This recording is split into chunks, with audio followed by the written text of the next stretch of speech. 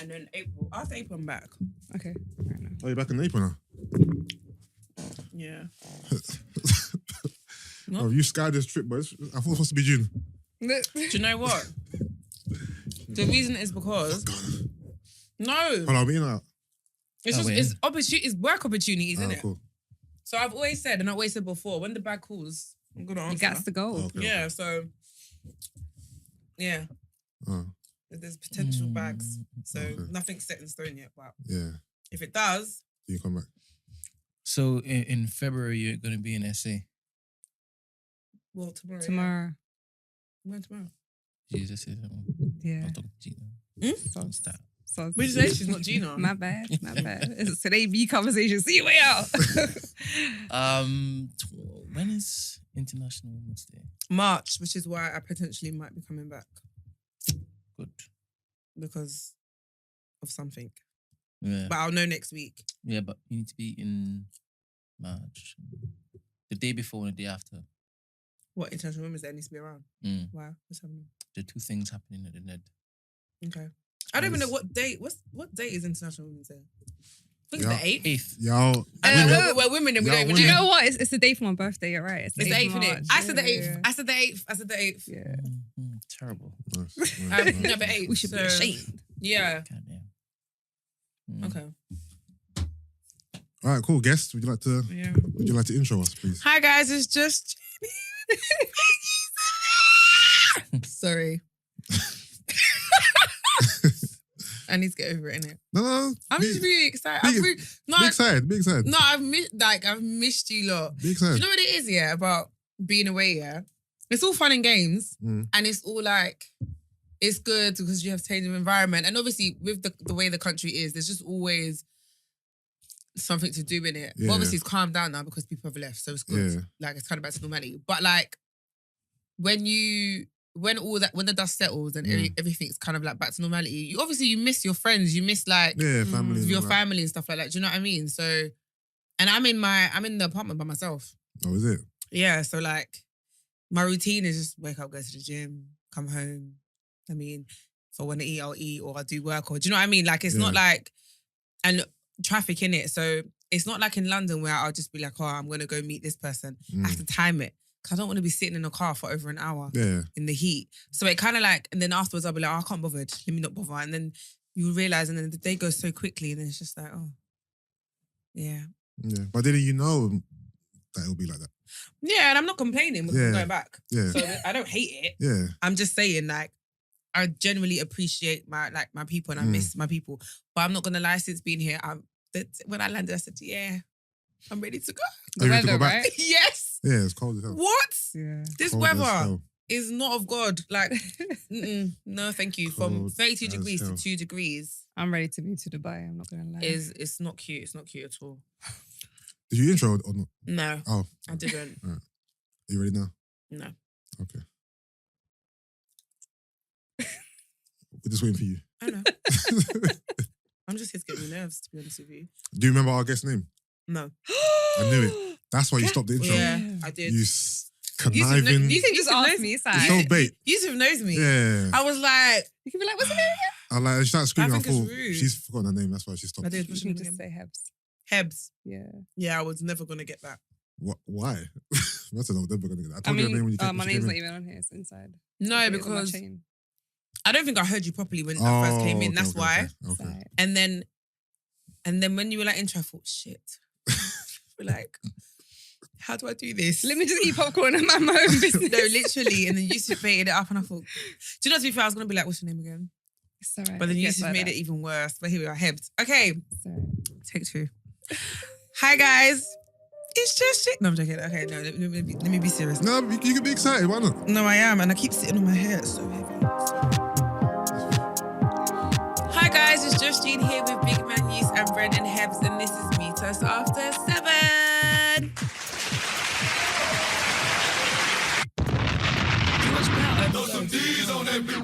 I haven't caught up. Ugh. But you guys can tell me everything. It's fine. No, it hasn't caught with the season, not this. The episode. whole season. It's still a moment, though. I know. I'm really sorry. I Like, feel quite useless right now. I even had a conference call about it the other day. No, because the last episode was so conference worthy. to be honest. All right, guys, welcome back to Meets After 7. This is episode 273. And as you can hear... Your fave is back in the building! There you go. You know what's so fun? You haven't even been away for that long, actually. It's been 7 weeks. Yeah, but we've only released 2 episodes without you. Really? Yeah. Oh, wow. Remember, you're on via Zoom. Yeah. And you're on over the phone. Yeah. Okay, fair enough. Then we didn't have an episode. Yeah. Then we've had 2. Okay, fair enough. Yeah. So it doesn't feel that So bad then. I'm sure the listeners aren't like, oh my God, Gina's back. I'm sure they are, but it's not been that long. In it. Oh, no, that was meant to be a par. Maybe I should have. No, that wasn't meant to be a par. Did it come across like a par? Do you know what? My mistake. Do you know? Nah, it's too late. Do you know what's funny? I wasn't even gonna because I'm leaving so soon. Yeah. I thought there's no point in me even telling anyone I'm back. So I wasn't going to. And then you did. But then, yeah, and it's done because people are like, oh, link. I'm like, to be fair, I'm even gonna record you so I can put it on our story. Yeah, you're not. You are. I am. Oh, just as some hype. Like I don't have the capacity of meeting. Like literally, do you know how mad it's been? So I landed yesterday from the airport. I went home, had a shower, did my makeup, and went to shoot. So I shot until 4 p.m. and then I went home, and then I crashed. Because I didn't really sleep on the plane because Gladys came. So yeah. So you literally just dipped in and out of London? No. That's what you're doing? Literally. And then I stayed, and then I woke up, and then I had a nail appointment at 9 p.m. Who does that? Me. Because my nails looked horrid. And I was like, I need to get them done before I leave. So I begged her, she fit me in, so I did it. And then I woke up this morning, I went to do my COVID test for tomorrow. And then I did Train to Slay, and then I was shooting more content. And then I literally just finished. That's why I was late. Yeah. And obviously came here. And then my mum looked at me and I was like, I'm going to pod now. She just shook her head like, you don't learn. Like, why'd you do this? And I was like, I chose this life. So let me just shut up and just, do you know what I mean? And then obviously today I'm sleeping here because we're going to try record Patreon afterwards, aren't we? Yeah. And then me and Brent have to have our 7 weeks of debrief, which means I'm legitly sleeping here. Yeah, I'm about to get rattled. A lot of stories that you tell me. Like, legitly, I'm going to be here for so long that I know. I can imagine you guys are going to sleep here. And then tomorrow, I fly out. So it's like... What time is your flight? Oh, it's fine. It's 9 p.m. That's all right. Yeah. So I just got stuff I need to do in the day. I need to pack, kind of. I do and I don't. Pack what? For SA.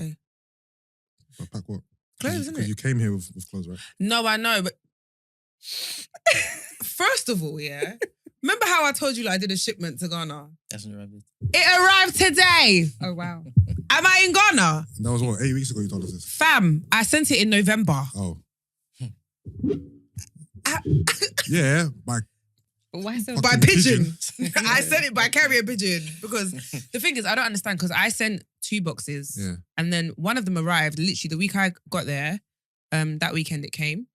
And then this one, I was like, have you guys lost it? Just be honest, because I don't understand why it's taking so long. And the one that has just arrived had everything I needed in there, like all my clothes. So the clothes I packed in my suitcase was like on a last minute whim, like, just in case. Because obviously I packed everything in my shipment. So I was like, I don't have any more clothes. Like, this is annoying. So obviously the clothes that I wanted to take, obviously I didn't have. So yeah. I kind of need to pack. It's not like deep packing. Yeah. Do you know what I mean? It's just essentials and stuff. Yeah. But I'm not even bothered. I just can't wait to go and hear my piano in the flesh. So what's happening in SA exactly? Is it? So Dee's there music working. Stuff? Yeah. So she's ready out there. She's working Yeah. on music stuff. Yeah. And then I'm just tagging along. Remember, we were meant to go to SA anyway before. Yeah. So, Major League are doing a few events out there. So I'll be tagging along. Nice. Getting content. Nice. Oh yes, you owe us some content. No, I know. Yeah. Don't worry, I've got you. Okay. It's coming. Don't worry. Okay. Yep. Just checking. Hence why this is here. You know, I'm doing the whole... Nice. Doing the whole thing. Nice. And with the interviews and stuff, do you know where it is about Ghana? I'm pretty sure you now have a better understanding of Please I'm Coming. Yeah. And how extremely slow it can be. Yep. And with everybody, before it was like, oh, wait till the new year. New year came, it's like, oh, please, next week. And then I was just like, do you know what? This isn't going to work. Let me just wait till I come back and then we can actually like do this properly. So I had a meeting with like the videographer and the team of them I'm gonna, like doing stuff with. So when I go back, you should be getting the goods. Nice. You hear that, guys? Accountability. Yeah. Yeah, no, I'm gonna be doing it. Even me, I was just like, oof. Yeah. What? As in? The devil is on my back. What? Change your mind. The devil's on my back. What do you mean? You were second guessing it? No, I weren't. No, not second guessing it. It was more like, you know when you know you owe someone something, so you're embarrassed to people be like, hey, Yeah. like it was that. It's that kind of feeling. Like, Okay. hi, Yus. Pause. Do you know what I mean? Or like, you know when someone messages you and you just think, I don't want to open it because I don't want to see what they're gonna say. It's that kind of vibe. But yeah, here we are. No, it's all good. It's all good. All right, how's the year been treating everyone so far? You know, we're 20. What's it today? 20 what? All I know is I got paid 6 days in. 26 days in. You what? I got paid today. And it literally Okay. feels like I've not been paid in like 5 months. Because Christmas It's December the pay longest. is always very long and it's like No, 6 weeks, 5, 6 weeks. Yeah. So The they jam pay day, you mean? you. Yeah, because you get paid in December a week early, right? And then January 10 days already is early, like a yeah. 5-week month. Yeah. So Yeah. You know all the memes where it's just like, it's the 50th day of January. Yeah. When is it going to end? That's how I felt. And then this morning I'm like, yep, there's money. I'm good. Well, this month has got felt kind of long for me still. I'm not gonna lie. No? Not obviously I think it's because of where I am. Yeah. So not at all. I feel like It's flown by, man. January You think so? has flown. Like for me, I'm just like, how is it the 26th? I think it's flown by. Even though I was in Ghana for a couple of days in January, it still feels. Nah, it's been. Do you know? Can I be honest with you? I feel like my year is starting now because as much as everyone left and it kind of quietened down, it didn't quieten down. It was the same. Okay. So it was still the same. And then I was just like, guys, I genuinely can't do this anymore. I'm sorry. What partying? Yeah, it's just. The partying's a lot. It's Can't too lie. intense. The But partying's a lot. like, it's not even just the partying because it's also like, okay, I stopped partying, but I'm still going to shisha lounges. And obviously, it's still the same thing of you're still getting home late. Do you know what I mean? Yeah. And I don't sleep in over there. Like, I can't sleep. I live in such a busy area. Yeah. So at 7 a.m., you've got the nursery playing nursery rhymes out aloud, the barber shop downstairs. And to be fair, I love him because he plays bangers, but we'll be blasting music from like 8 in the morning, loud. Like, obviously, no one's complaining. You've got the ice cream guy with his little cart with the beep, beep, beep, beep, beep, beep, the horn.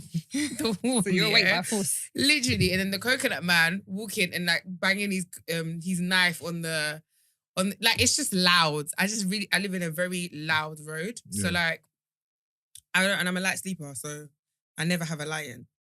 Where do you live again? At Chimota. Okay. How far is that from East London? So according to everybody in Ghana, I live far. Like, Okay. when you tell people you live in Chimota, like, "Ee!" Like, that's the response. And I'm like, it's not that far. It's just because traffic. Okay. And it depends on what time you're traveling. So obviously, central in town is like Osu, Cantonments, airport. Like, that's like central. Even East Legon, really and truly, is not really even in town. Do you know what I mean? But it's just because there's so much things that happen over that side.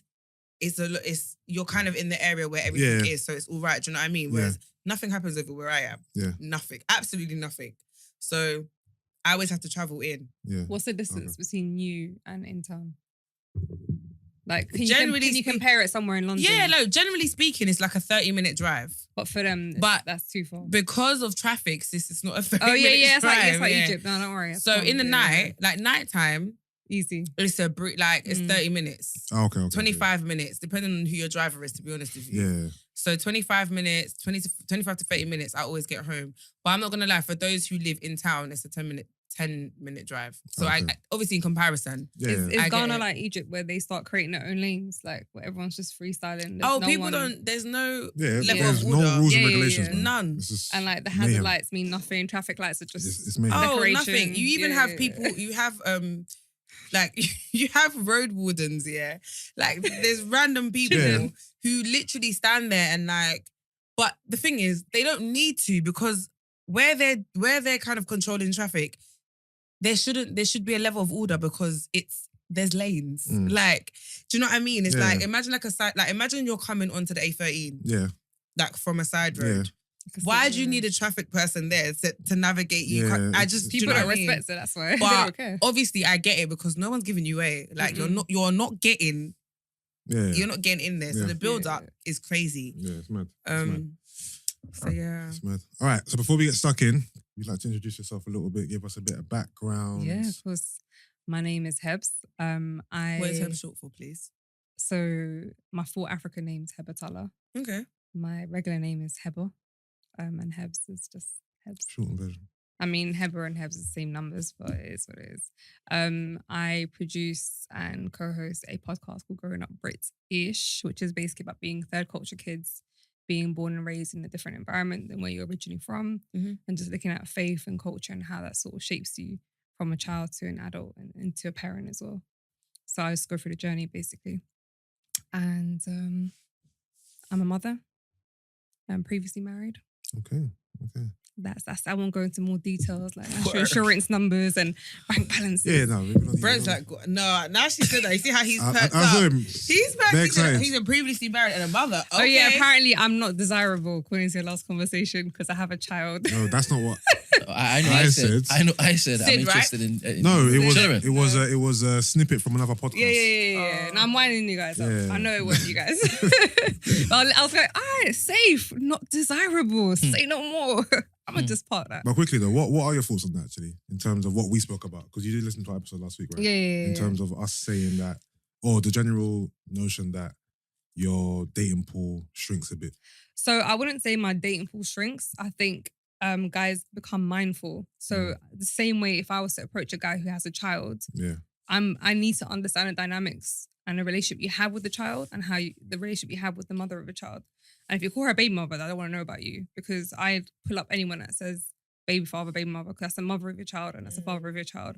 Put some respect on the name. I don't care about culture and like to me, nah. So for me, firstly, I'm very mindful of how they speak of their ex, how they look after their children if they're present, etc. But generally speaking, I have a cutoff of like no more than 2 kids, please. I'm not looking for a football team or. Oh, you got standards too. Of course. Jeez, all right. Because I'm trying to build a family. Amen. Because I want to have more kids. 100%. So Hold on, I sense a bit of sarcasm in this. it's fine. No, it's fine. I like the fact she said it. Oh, okay.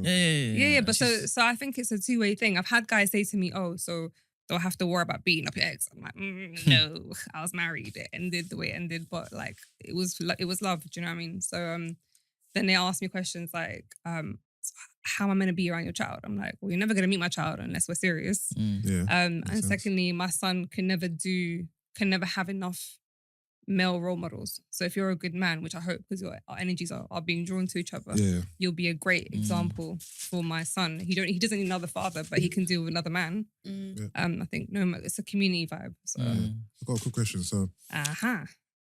Would you say that you're more inclined to date a man with kids because you have a child?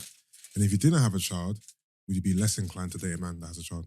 So I was ignorant once upon a time, and I was like, I'll never ever date a guy who has kids, and I ended up marrying a child. You know, I ended up marrying a man who had a child. I understood that circumstances happen. It is what it is. But when you're having like a pool of children or random women, then it's a hella red flag for me. I don't care what circumstances it is. Yeah. But now I think sometimes when I meet people who have kids, there's a level of understanding. But I've also met guys who have kids who don't understand, but clearly they're not present in a child's life enough to have that understanding, like organically. But nah, I find that guys of no kids also works. What is it? They tend to be quite understanding and patient. What is it? Wait, hold on. Why? What happened? Wait, I want to know. I was about to ask you if you had a preference. My preference? Yeah. Guys with kids or guys without kids? It just, honestly, it depends. Because there's guys who have kids who absolute douchebags. Yeah. But it does help when someone has a child because they can understand your time isn't as, like, you can't be as spontaneous as you'd like to be. Yeah. I'm a spontaneous person, but I'm like, yeah, it's all about that. Childcare. So as much as I like to. So I think having someone who has children helps. But when they're not that active in the child's life, they see them every fortnight, then they might not be understanding. So to conclude, that makes sense. Variables. I'll be back in 45 minutes. Okay. Oh. Yeah. Sorry. All right.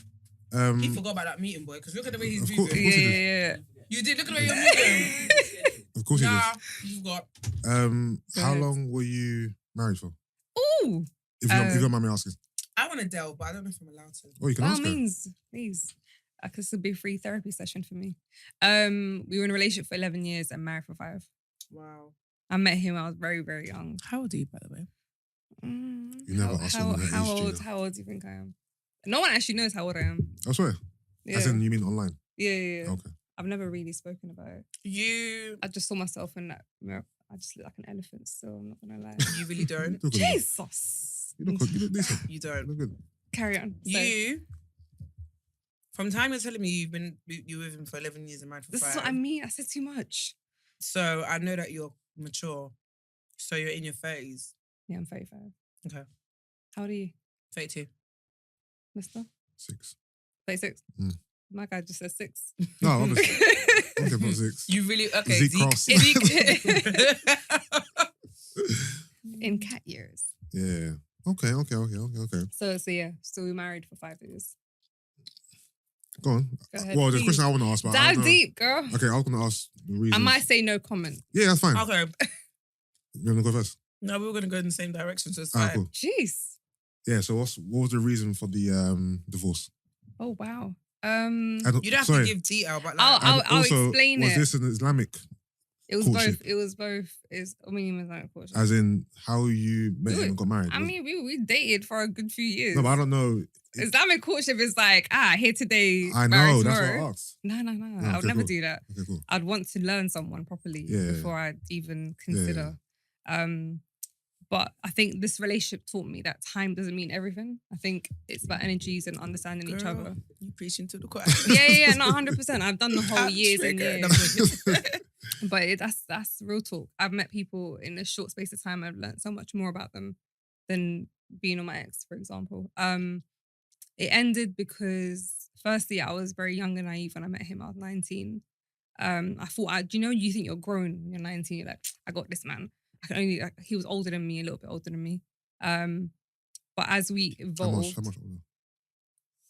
That's what I thought. Yeah, because she said a little bit older. a little bit older. I was thinking... It's the same age that my mum and dad had. So to me, it was normal, 7 years. Okay. But 19... Yusuff, you know me. No, even me. I'm looking You at... know me. I'm ageist. Because if I I'm was... not gonna lie, I can never tell with age gap. Maybe I don't know if it's a disrespect to him or a compliment to me. Yeah. But like we kind of leveled. No, the thing, I was at uni and he was working. with the age gap, I'm not looking at you. It's him. I'm Him. I'm looking at him. Yeah. I'm looking at him I'm looking sideways. at Like, sideways, I'll be honest. Not R. Kelly Not vibe. grooming, but... Not R. Kelly definitely not. vibe. But it's... But Bruv. you had a teen in your age. I was just about a teen. He was No, 26, you were 19. You were a teen. Bro, You were a teen. that's a lot. No, this is a no judgment zone. Guys, because relax. you were No. legal. Relax. I'm not judging you, but I'm No, just no, saying, don't- I'm don't judging judge him him, don't only judge him. because ask Yusuff, I'm ageist. When it He's a comes... big When ageist. it, So I've changed completely. So I've gone from I have to date an older guy to I only get approached by younger guys. And their mindset is a lot more different than an older guy. Like the crazy they've thing leveled is... up. So, my parents have a mad age gap. Yeah. Like, yours is nothing compared to my parents. But they're Sis. different times. Yeah. Completely So, different. I've always been rattled by massive age gaps anyway. I just think how. But I've always said, like, the older you are, the age gap doesn't really matter. Yeah, innit? So, like, for it example, bridges. now, Yeah. if you're 35, he's 41, 42? Something like Something like that. Stop But counting. it doesn't mean anything. Like, I'm not, if you was to tell Yeah. me you're Yeah, dating it's a 40, irrelevant. yeah, I'd be like, okay, like it doesn't, do you know what I mean? It's Yeah. just the 19. No, I agree with you. I Yeah. think age gaps become irrelevant as we get older because Yeah. our maturity bridges over, everything kind of levels, and you can be working in the same environment together. You can Yep, be in the yep. same educational, like doing masters or whatever together. I get Mm-hmm. that. But I think if I was like 16, dating a guy in the 20s, that's like a bit. I think I thought I was too big for my own boots. I thought I was a grown-ass woman. My mum got married when she was 22. I was on that flex. Like, I was never out here in the streets. I never really cared for partying. To me, I was very family-focused. So I was kind of focusing, trying to gravitate towards that energy. And again, it's me being naive because looking back, I'm like, what the hell did I do in my life? But I can't regret it because I have a beautiful young king. My son's 7 and he's incredible. So that's the only reason why I can't regret my experience. And it shaped me into the woman that I am today. It's great to hear. But yeah, so the reason why we ended what happened was I've evolved. He's kind of stagnant and stuck in his ways. And I realized, like, firstly, I believe that we marry for life because my parents were married until my dad died last year. And it was 44 years. So to me, I was like married to the end kind of vibe. So when I realized it takes two people to be on that same page, two people willing to like reflect and evolve and be able to like have these conversations without being defensive. And so he was more resistant towards any sort of growth. He'll see it as change. I'm like, bro, like you can't be the same man. Like you can be the same you, but you need to want more for yourself. So I felt like I was trying to drag someone up with me. And I reached a point where I was oppressing who I was. And then the environment just got more and more hostile. And then when my son was born, he was born very, very prematurely. And he became my focal point. So when our relationship was still breaking down, I was like, nah, my son's not going to witness this kind of energy. So I just ended it to protect my son's energy. Because... That makes sense. I love that. Yeah, because like, I think parents who think they can stay together for the sake of children is a very nice, it's not realistic. If you can't get your shit together and you guys can't be amicable and want to reflect and grow, then what are we really doing here? Because your kids are witnessing all the bullshit. Even if you're silent and you're hostile, kids are very emotionally intelligent. They can see everything. Sorry to interrupt the moment. No, Gina, we fine. can hear all the kernels in your mouth. That's my bad. It's my popcorn in it. So it just means she's enjoying herself. She's been gone for 7 weeks and forgot herself already. Sorry, I'm sorry. It's all good, it's all good. I'm done. How old was your son when you and your husband split? 2. Okay. So I chose to consciously, like, I did a lot of research. I did marriage counselling, family intervention. I don't give up. Like, to me, like, marriage isn't a light title. Some people just be like, on to the next. To me, it's like, nah, like, I'm a rider. I'm going to do this. But I'm not a dodo either. So there comes a point where you're just like, you know what, on this, I'm done. But I looked into, like, the psychological effect for children staying for the sake of family versus ending a relationship. And the anxiety he would have staying in a toxic environment is much more greater. Like, how he'll be shaped as a young boy into an adult isn't like him being separated at age of 2. He'll have like minimal anxiety. So the first like year or so, where's daddy? He'll hear an engine, like he'll run, and I'll cry and I'll be like, yo, it's my reason. I'm the reason to why they split, to why their relationship's not there anymore. But now he's 7. He's completely oblivious to what he used to have. So I made a decision to end it now as opposed to 5 years from now because it'll be harder for my son. Yeah. So it was a very calculative thought of just being able to be brave enough to just bite the bullet and do it, because a lot of women stay in relationships because they're too scared. Yeah. I just had to deal with it and just go trust in God. And that's it. Okay. I hear you though. I do feel like leaving a relationship is so much harder than staying. 100%. Because sometimes it's like better the devil you know. 100%. And I think a lot of men and women stay in toxic situations because it's a very familiar space and they know how bad it can get and they can sort of predict that person's behavior. And cope. Yeah. They've dealt with it. And I watch women to the point where when I ended it and I saw other women in similar, I'm like... Valentine's Day is just around the corner, and our sponsors at Manscaped are here for you with the best tools to get your balls ready for the special occasion. This Valentine's Day, it's time to join the 4 million men worldwide who trust Manscaped, the leaders in below-the-waist grooming, with our exclusive offer. The Performance Package 4.0 for Manscaped is just the thing every guy needs in their life to make each and every day that little bit more special. The number one product in this package is the Lawnmower 4.0. This electric trimmer is designed to trim hair on loose skin, and get this, the trimmer's advanced skin-safe technology reduces cuts and nicks on your delicate balls. It even has a 400K LED spotlight so you can shave everywhere your heart desires.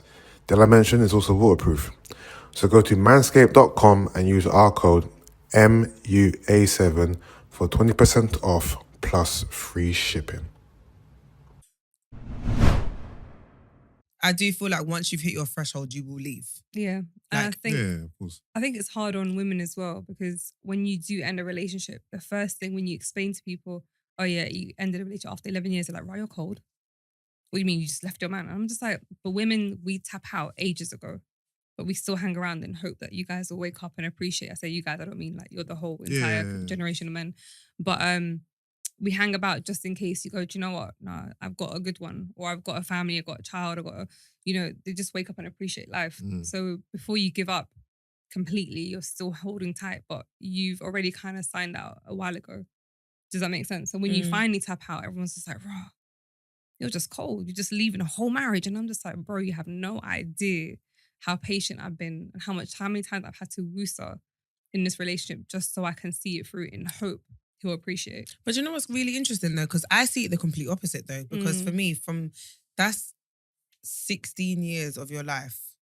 Wait, what you said 11, you dated No. In total, we were together 11 years. Okay, so that's 11 years of your life that you've dedicated to one person. Nobody just walks away from 11 years because they're cold. Like, do you know what I mean? For me, for you to say that you guys are no longer together and you were together for that long, I know that it must have been serious enough for you to leave because you wouldn't have stayed for 11 years. 100%. Do you know what I mean? Yeah, so I agree. I generally don't. I think people that have that mindset are quite mature, to be fair. I think they're inexperienced. They don't quite understand what it means to have a relationship like that. But I do get it from guys mainly. They're like, "Raw, you women are cold, and they make it like a general blanket approach. And I'm just like, bro, if only you knew. Like, if a woman can leave you after 11 years of marriage, then it's like she means it. And do you know what I think it is as well with men? With what you've just said, is the expectation that women are meant to stay. Even in like cheating, you know how we always have this conversation about like cheating? It's like when men cheat on their partners, a part of them thinks she will stay or that they will get away with it because it's just, do you know what I mean? It's like, it's kind of the norm. But the reality is 9 out of 10 times they do stay. This is it. And so familiar. Yeah, and I get it. So it's that expectation to like, how are you gonna leave after 11 years? Like you're so we didn't end because of cheating, but I knew for a fact he woke up every day knowing that I was gonna be there. Like, do you know when someone clearly takes you for granted because he knows that she ain't going anywhere? Yeah, like I'm like, bro, you got a woman that's hella old school, cooking, I working full time, looking after him, attending to his needs, and like that's my duty as a wife. Do you know what I mean? I'm that old school. I'm not like, oh, what do you bring to the table? I feel like we bring different things to the table that equate to the same purpose. So I'm like, you had a good woman and you just never ever went, you know what, I'm blessed. So a lot of people now when they go, how did he manage to like let go of you? I'm like, bro, some people don't wake up till it's too late. And you man like to wake up when it's a bit too late. Do you know what I think it is as well, yeah? So he's older than you, right? So I think even the generations like before us, right? I'm not saying he's that much older, but like they clearly think differently. Because for example, like when I've been in Ghana, I always end up talking about relationships with random guys that I meet. We just always end up in conversations about cheating and this and all of this stuff, right? So there's a day it was me, Crystal, Doreen, and we was out and we were talking to a group of guys and one of them was like much older, like they were quite older than us actually. So one was like vibes. Yeah, but they weren't like uncles, like freshy uncles. It's like they're down to earth. Do you know what I mean? Yeah, okay. So we can have conversation, but obviously we're from two completely different generations of how people do things, innit? So when we were talking to them, the guy was like, he literally was like, I'm so happy I'm not part of you lots, what you lot have got going on kind of thing, because obviously he made it very clear, like he was even saying how like now there's male privilege, white privilege, this privilege. Like, obviously, he's like, that stuff didn't exist when there's like, none of this stuff existed like when he was growing up in it. It just was what it was and you kind of keep shit moving. And he even made a comment about like his wife and I was like, admit it, yeah, you were on crud, innit? He was like, listen, my wife's been through, she's been through it, like literally. But he's saying this with his chest, like she's been through it. He's 50 now. Okay. He's got 3 kids and he's like, his marriage has lasted because of his wife. He said it straight. Like she's been very patient and whatnot. And it was so funny because he was just like, he knows if he was with women of today, that stuff wouldn't fly. And yes and no, though. The longevity might not be there because obviously we're a lot more like, for example, women back then, right? It's like not the whole thing, but like getting married and stuff was like a sense of security. 100%. Like not a financial plan, but do you know what I mean? Yeah. Like, this is how you're going to be secure and live the rest of your life. Whereas now, a lot of women are very self-sufficient, independent. Some even earn better than men. Do you know what I mean? So you're less likely to kind of tolerate bullshit because of security. Yeah. So it was kind of clear he was kind of going from that standpoint. But I think it's also culture, because culturally women wouldn't work. They'll just be mothers and wives. So financially they have no other income. So you're right. Yeah. So I think the new generation of women, like so people go, oh yeah, you're strong and independent or whatever. I'm like, yeah, but it's because I have to look after a young king, not because I want to. It's because I have no choice. I can't fail. I have to continue. Like I've had 4 job promotions, and it's because I know I have to be financially stable for my son. But if a guy was to step in and go, I'll take the lead. Yeah. I'll be like, be my guest, because I'd rather be a wife and a mother. But also I want to work part-time. But these women that you're talking about are women who are sincerely unhappy, but culturally they've accepted a lot of behavior, and their mothers will say the same thing 100% to them because and they go, don't know it's any okay. better. Like I've had to go through it. Yeah. Just be patient with your husband. Just carry on cooking for your husband. Yeah. And it's just like, but you're disgruntled inside. Do you know what I mean? So it's not like, I think there are women who still in this generation who still feel quite trapped in relationship, but they're more about mental entrapment. 100%, yeah. So As opposed to this like is staying it, for accept finances. it. Yeah, it's a completely different mindset. I think here now it's more toxic and it's more dangerous. Yeah. Yeah. What are you going to say? It's okay. No, sweet. No, I agree. Like, I feel like, obviously I can talk about this now because I'm not in a relationship anymore, but I definitely agree with like being trapped in a situation that's toxic because you're mentally trapped. And I feel like... when you say mentally trapped, so do you feel like you've been manipulated in any way? Or is it just the circumstances that you're in that kind of trapped you? I think it can be a combination of all of that. Like I don't think it's one or the other. Like if I look at my situation, I feel like mine was definitely an element of manipulation, but also my own internal issues and me not like wanting better or more for myself, or even thinking that I deserved or could even get better. Does that make sense? Yeah. So it's like, these are the cards I've been dealt with. Let me just ride it out. And again, with me, I'm like you. I don't quit anything. Like, I'm that person who I will ride till the wheels fall off. So I will exhaust every single option I can to make something work before just quitting. I don't like quitting. And I feel like it's my gift and curse, because sometimes it's not you quitting. It's just removing yourself from a situation that no longer serves you. Yeah. Do you know what I mean? But it's like in relationships, I don't seem to have that level of intelligence to be like, and it's not like I don't know it, but do you know what I mean? Do you feel your last experience has taught you a lot where you're now more vigilant and mindful to certain behaviours? Yeah, I am. But then I also still feel like I still have a lot of work to do. Do you know what I mean? Because yes, I'm aware, but like, it's so easy to say that you're aware and then just fall back into old habits. It's a bit like people saying I've unlearned behaviour and I know who I am now. I'm a changed person, but you don't know that until you're fully in another scenario. Exactly, and you're actually you're behaving differently. Because right now this is lip service. It's a bit like someone saying I'm a chill person, but it's because you're always alone or you're always in like a mellow vibe. But put yourself in a different situation and uncomfortable situation and see how you react, because that will show your true colours. Yeah. You guys touched on how certain women don't realise their source, right? Like on your last episode, you said some women don't realise how much they have it. They don't clock how nice they are. Or they don't like, you didn't rate yourself to an extent. You didn't love yourself enough. And I felt like that was the same thing with me. I felt like, oh, this is as good as it's gonna get. Like, I might as well just ride this out. And it's just like, after I left him, I still, even to this day, I'm like, why is this happening? They're like, Hebz, you know who you are. And I'm just like, I'm just a regular peasant. Like, I don't understand. But it's because they see something that I don't see. Yeah. And it's like, you know, to an extent, it's humbling because you'll just forever be you and I'll forever be me and nothing will kind of shake that energy. But then to an extent, you also need to learn to love yourself enough to own it. Does that make sense? And protect your energy by all means. Yeah. But it's just all part of growth. And I think no doubt you'll get there. But look out for the red flags. Yeah, and stop turning red into, what's it called? Amber. Into amber, Oh, Gina. green. Oh, we do that. Yeah, no. Yeah. I don't believe in potentials. Wait, say that again? Don't believe in potentials. So so women have this when we're younger, at least, we have this thing where we I might meet you and you're not really at your fullest potential. Like I can see like how you are with certain situations, and I'm like, this guy's got goodness in him. Like he's got the potential to be better. So you hang around and hope that he gets better, comes but out. sis, Or like, I can help elevate him. It's not your job.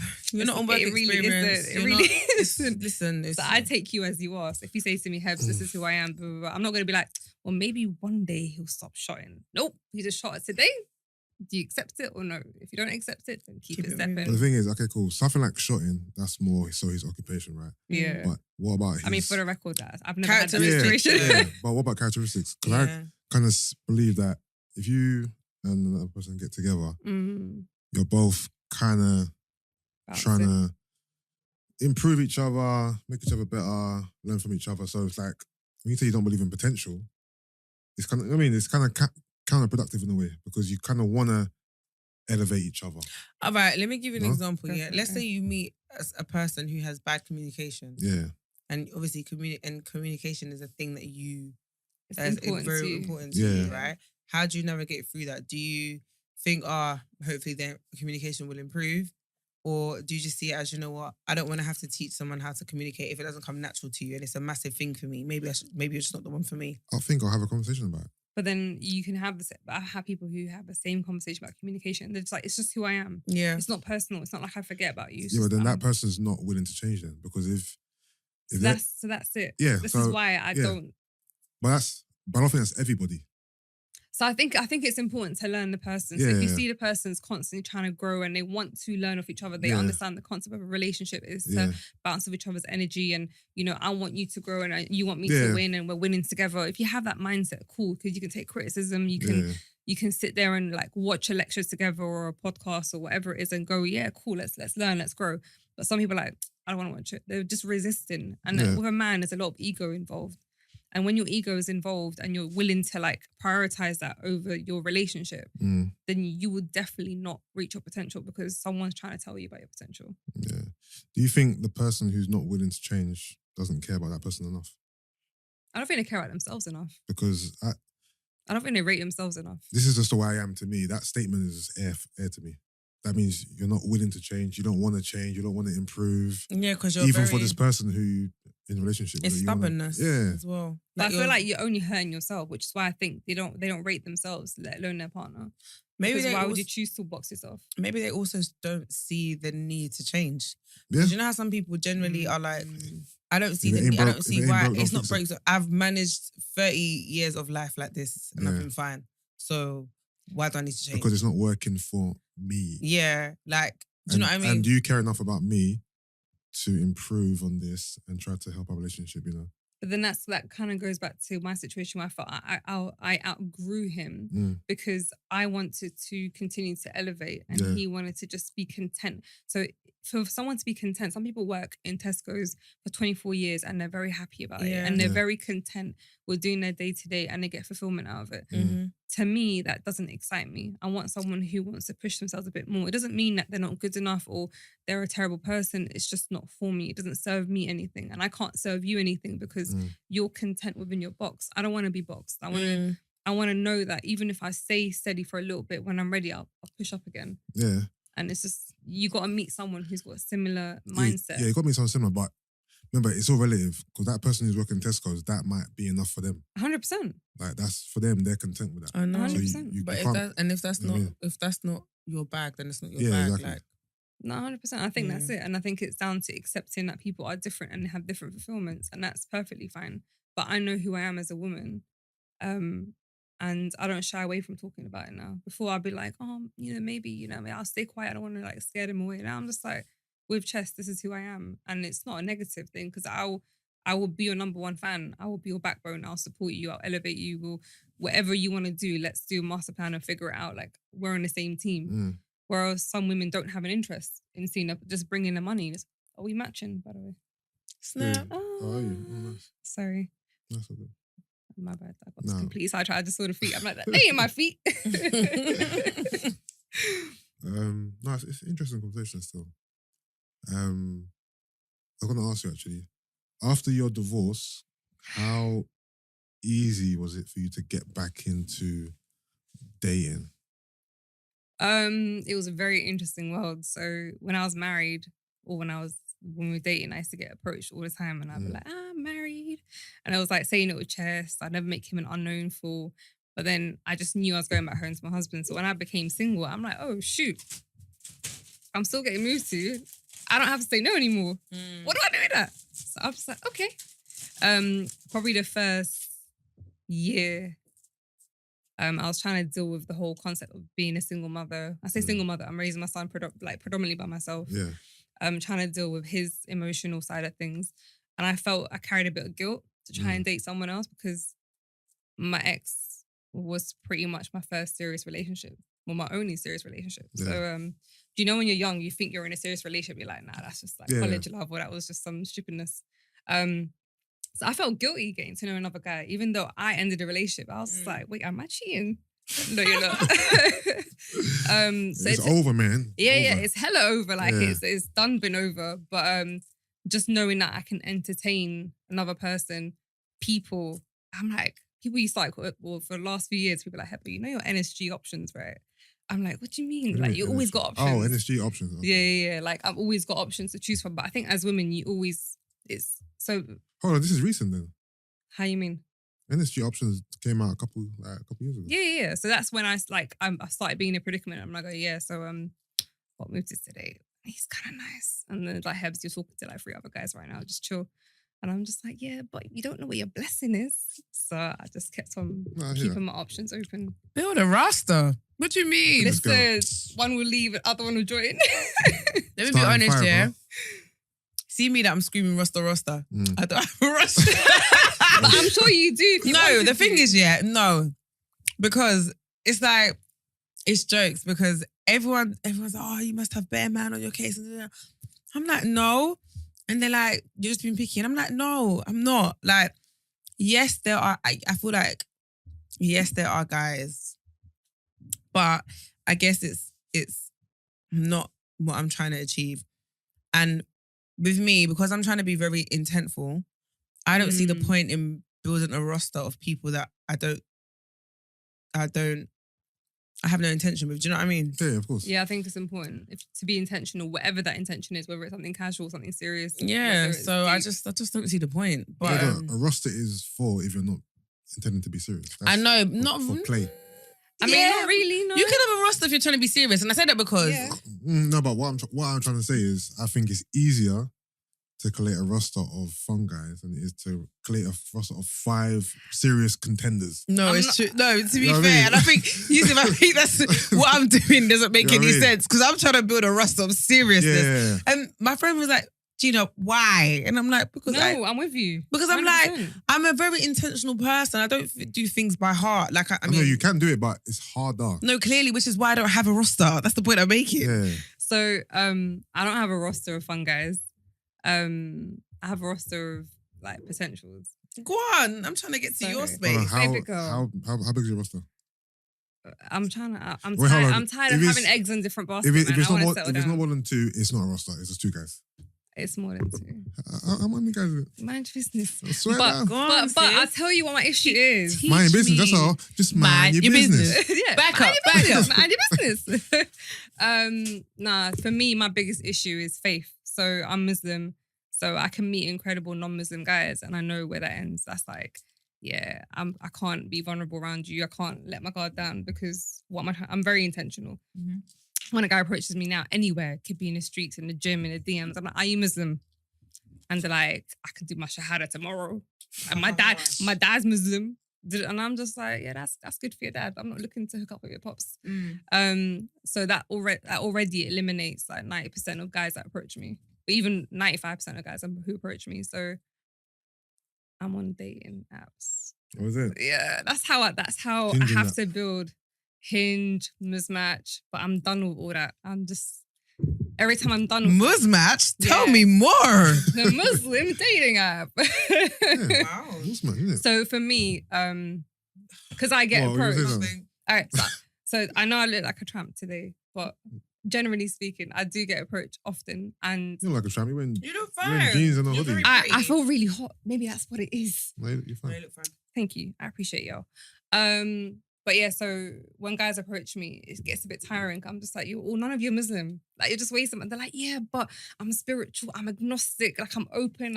I'm faith available. Agnostic? Yeah, meaning they're Faith just available. faith available On my life. That is the title of this episode. Yeah. Faith available. That is hilarious. Meaning, like, they believe in a higher being and they're considering Islam or Faith So- available. so. The only time I entertain write it that is that this guy actually write it down. The only time I consider it is someone's genuinely looking into Islam. Like, they've said to me, look, I've done this, I've gone to the mosque. I'm like, cool, that's a journey. I'm not gonna knock you and be like, oh, you're not Muslim enough, because someone can look at me and say I'm not Muslim enough because I'm not covering. So to me, I'm open to the concept of someone who's genuinely intrigued into Islam. But I'm not about to entertain someone who goes, I'll let us raise our children as Muslim and you can be Muslim, but I won't practice. And I'm just like, so why is it good enough for your child and not good enough for you? So to conclude, my pool is small by default because I don't live in a Muslim country. Okay. So, but yeah, I have options, but they're not NSG options. NSG options. But I just want to settle down. I'm very intentional. Straight away, are you Muslim? This is what I'm after. They're like, right, you're a bit forward. I'm like, because I'm not wasting your time. If you're looking for a little something, that's there. It's everywhere. Like, do you feel sometimes being that forward is a bit of a turn off? Nah, because if a guy's grown enough, he'll get it. I think, you know what? I'm just asking. I'm not You saying need to this. mentor me. No, Because because I got you. No, do you know what? Because I feel like I think we're selling ourselves short when we're not intentional. I think there's difference between like, what can you bring to the table? Like some stupid kiddie things that women do that they make them feel like they're empowered and they're in control, but you're just being truthful to what really serves you. Do you know what I think really is? I feel like men are my Achilles heel. When I say that, hear me out, yeah. I feel like I have all the vim in the world, yeah. Mrs. Fug of the family. Yeah. I saw him on my shorty dad. No, every other aspect of life, yeah, I can body it. Like I'm Yeah. when it comes to relationships and men, I crumble. I don't know what it, not crumble, but like, I just really find it hard to I'm getting vulnerable, innit? I'm not gonna therapy you. This is nothing new. But why is it, do you fear of losing them by being completely like yourself? I don't know, you know. Or Honestly, I direct. don't know what it is, but like I've just noticed that like there's two sides to my character. Like anybody who knows me knows that like I feel like some people find it weird or like weird to hear that I have even an emotional side because of just how I move, right? So you'd expect me to be that way across the board. And obviously when it comes to relationships and stuff like that, I'm not, and I'm really vulnerable. So like, I find that when that's always like my like, it's the area that I struggle with. Do you get what I mean? Yeah. So what, you feel like you're vulnerable too quick? I don't even know if it's too quick. Okay, I feel like, because how I naturally am, yeah, is I have a lot of love to give and I love hard, right? And it's very natural for me. Like, it happens without me even thinking. It's just how I am. So I feel like now, because of my past experiences, I'm having to force myself to not be that way. But it's not natural. Yeah. So it's hard. Yeah. So I'm Very fucked because calculated, so I'm moving calculated and I'm fighting against my natural instinct. And I don't like it because it feels foreign, but I feel like it's necessary for me to do. You sound like me a lot.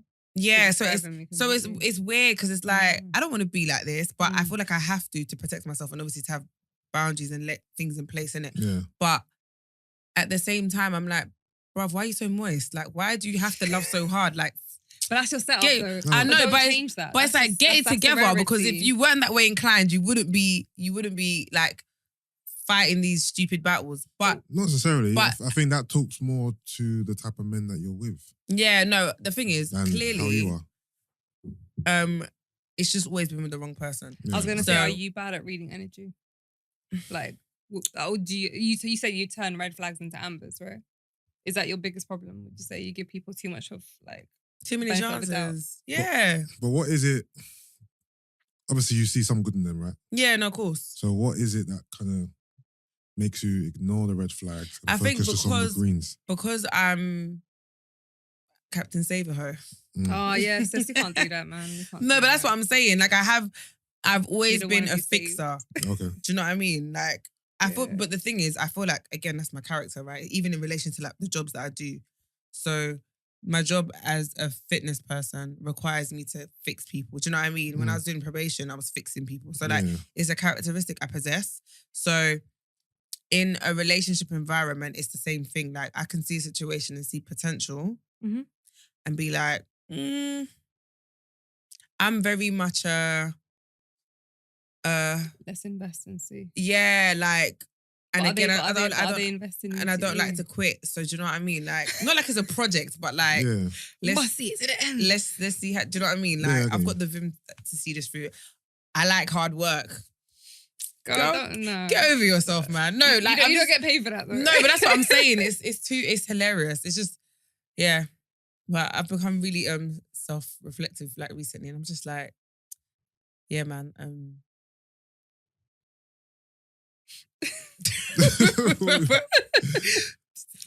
The face is just literally just like, yeah. Do you tend to find the same guys, like certain traits in certain guys? Are you drawn to the similar type of guy? Like, do you have a type? Bad boys. Apparently, I like bad boys. Yeah. I don't like bad boys. You know what it is? What does bad boy mean, though? Yusuff, since you say I like bad boys, so what's the definition of a bad boy, please? She likes guys who are like 1 foot in, 1 foot out.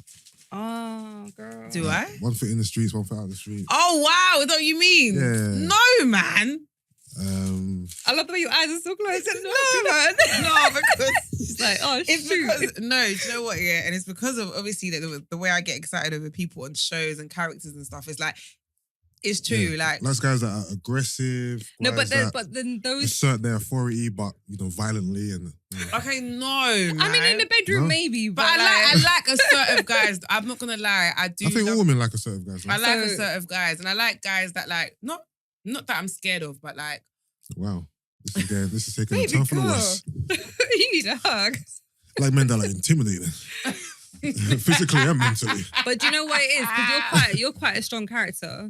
That's why. I would say I'm like partially like my masculine and feminine energy kind of yo-yos, and because I'm similar to you, always fixing people, and even my line of work, I've always done similar things, and I gravitate into fixing people. We tend to be the stronger people, so you need someone who has some sort of alphaness about them. But then there's a healthy alpha, and then there's a toxic alpha. Straight, like. Hold on, do you prescribe to this whole alpha thing? So I believe any man that calls himself an alpha is definitely not an alpha. He's actually a pussy.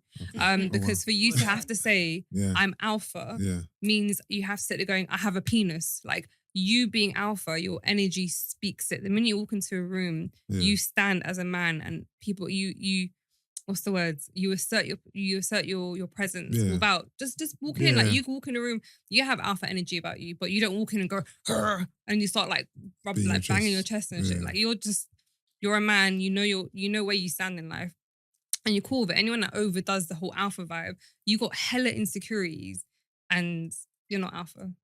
So being aggressive doesn't make it alpha. Being ignorant doesn't make it alpha. But it sounds like you want more than rough sex. I don't know. Like, if you're gonna say, tip of the iceberg with this one. If you say you want to get like the odd choke and stuff, cool. But you're saying you want to be banded up in the middle of the street or something. Nah, listen.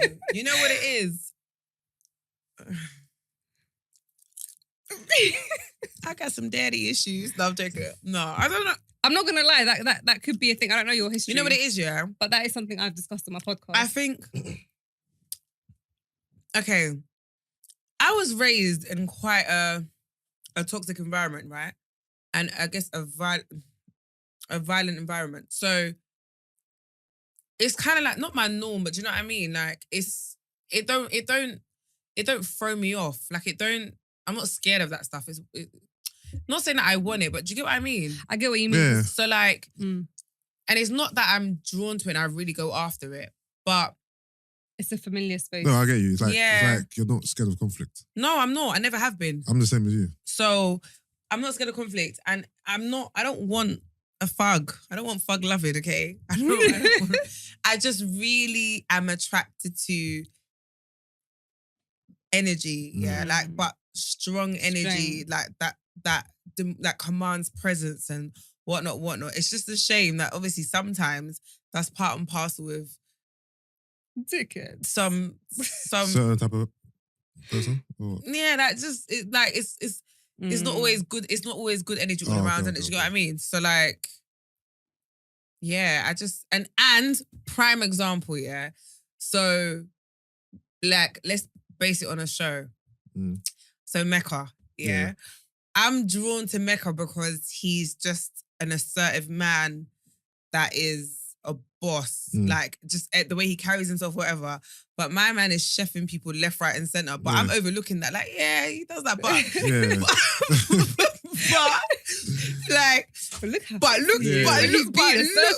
but look how assertive and how he carries himself and These times he's just killed Chef Yusuff. Listen, we'll get into that. But that's why I'm saying I'm mad, because it's like, to the average person, they're like, "Are you all right?" But I'm like, that's when do you know when you enter like you can meet friends or whatever, and especially in relationships, when you meet someone and your conversations, like you might always be used to raising your voice in conversations or being like very vocal, and that's completely alien to them because you've been raised in an environment where it's normal for us to have a very loud house and everyone's shouting over the other to be heard. But when you enter a relationship and they're not the same, it's like they think you're aggressive, and it's like, actually, no, this is kind of my normality. Like that's just how we talk in the yard. That's just how me and my siblings grew up. Yeah. Just trying to like voice each other. I don't know. All right, I got another question. It might be a bit intrusive. Let me know. Oh, jeez. So obviously you said that. I got no memos for this. I don't know we're going to go down this road, to be fair. Damn. You and your husband split up when your child was 2. Yes, sir. When did you have the conversation with your son to say, this is what it is, like this is the dynamics of our family? He was too young to get it. Yeah, so at the time, of course, funny enough, I brought him onto my podcast. Oh, was it? The day I interviewed him. Oh my God. I might listen to that actually. And he I had to cut 2 parts out because twice he got a bit comfortable and cocky. So he was like, he started taking over the conversation and interviewing us. Yeah. And then he's like, I want to know why you and Daddy split up. And I'm just like, brethren, we discussed this like 20 times over. But he was trying to show face. Yeah. But I've said to him, like, my answer right now, I can't tell him everything. But my best answer for him now is that Daddy loves you, I love you. And like, he can see how good the energy is. Like, you wouldn't want it any other way. And when he sees arguments, I'll be like, baby, this is why we're not together. And then that's it. I don't talk nonsense about his dad. I hype his dad up even when he's let him down. I'm not the type of person like, oh, your daddy's flopped you today. I'll be like, oh, daddy's busy. My bad, it was tomorrow, not today. Because I want to protect his dad's energy for as long as my child's young. Yeah. Like, I'm not a typical disgruntled woman or whatever. So for me, I haven't really told him much, but he'll notice that obviously everything's very separate. And then he'll say, oh, why don't you and Daddy do this together? I'm like, because we're not together, baby. And he's just like, but why? And I'm just like, because I love you, Daddy loves you, and we're both happy. But I think he's too young. I think it'll come to a point where he'll kind of see for himself. Yeah. Because I won't go into the detail now. I won't, like, there's certain things that his dad does that I can easily withdraw and be bitter and like deflect on my child or deflect on their relationship. But I'm trying my best to like disconnect that completely. I never want to be that woman who goes, you can't see your child because you've not done this. Or Do you find it hard not to do that? Listen. And as a woman, do you feel almost like the urge to do it if he's pissed you off? 100%, but I'm never going to do it. I'm never going to be that woman because I've seen so many of my male friends fight to see their children over a woman who's bitter, who wants them back, who doesn't pay, who's talking about finances. And I'm just like, listen, when you stop financially providing, I'll get a better job.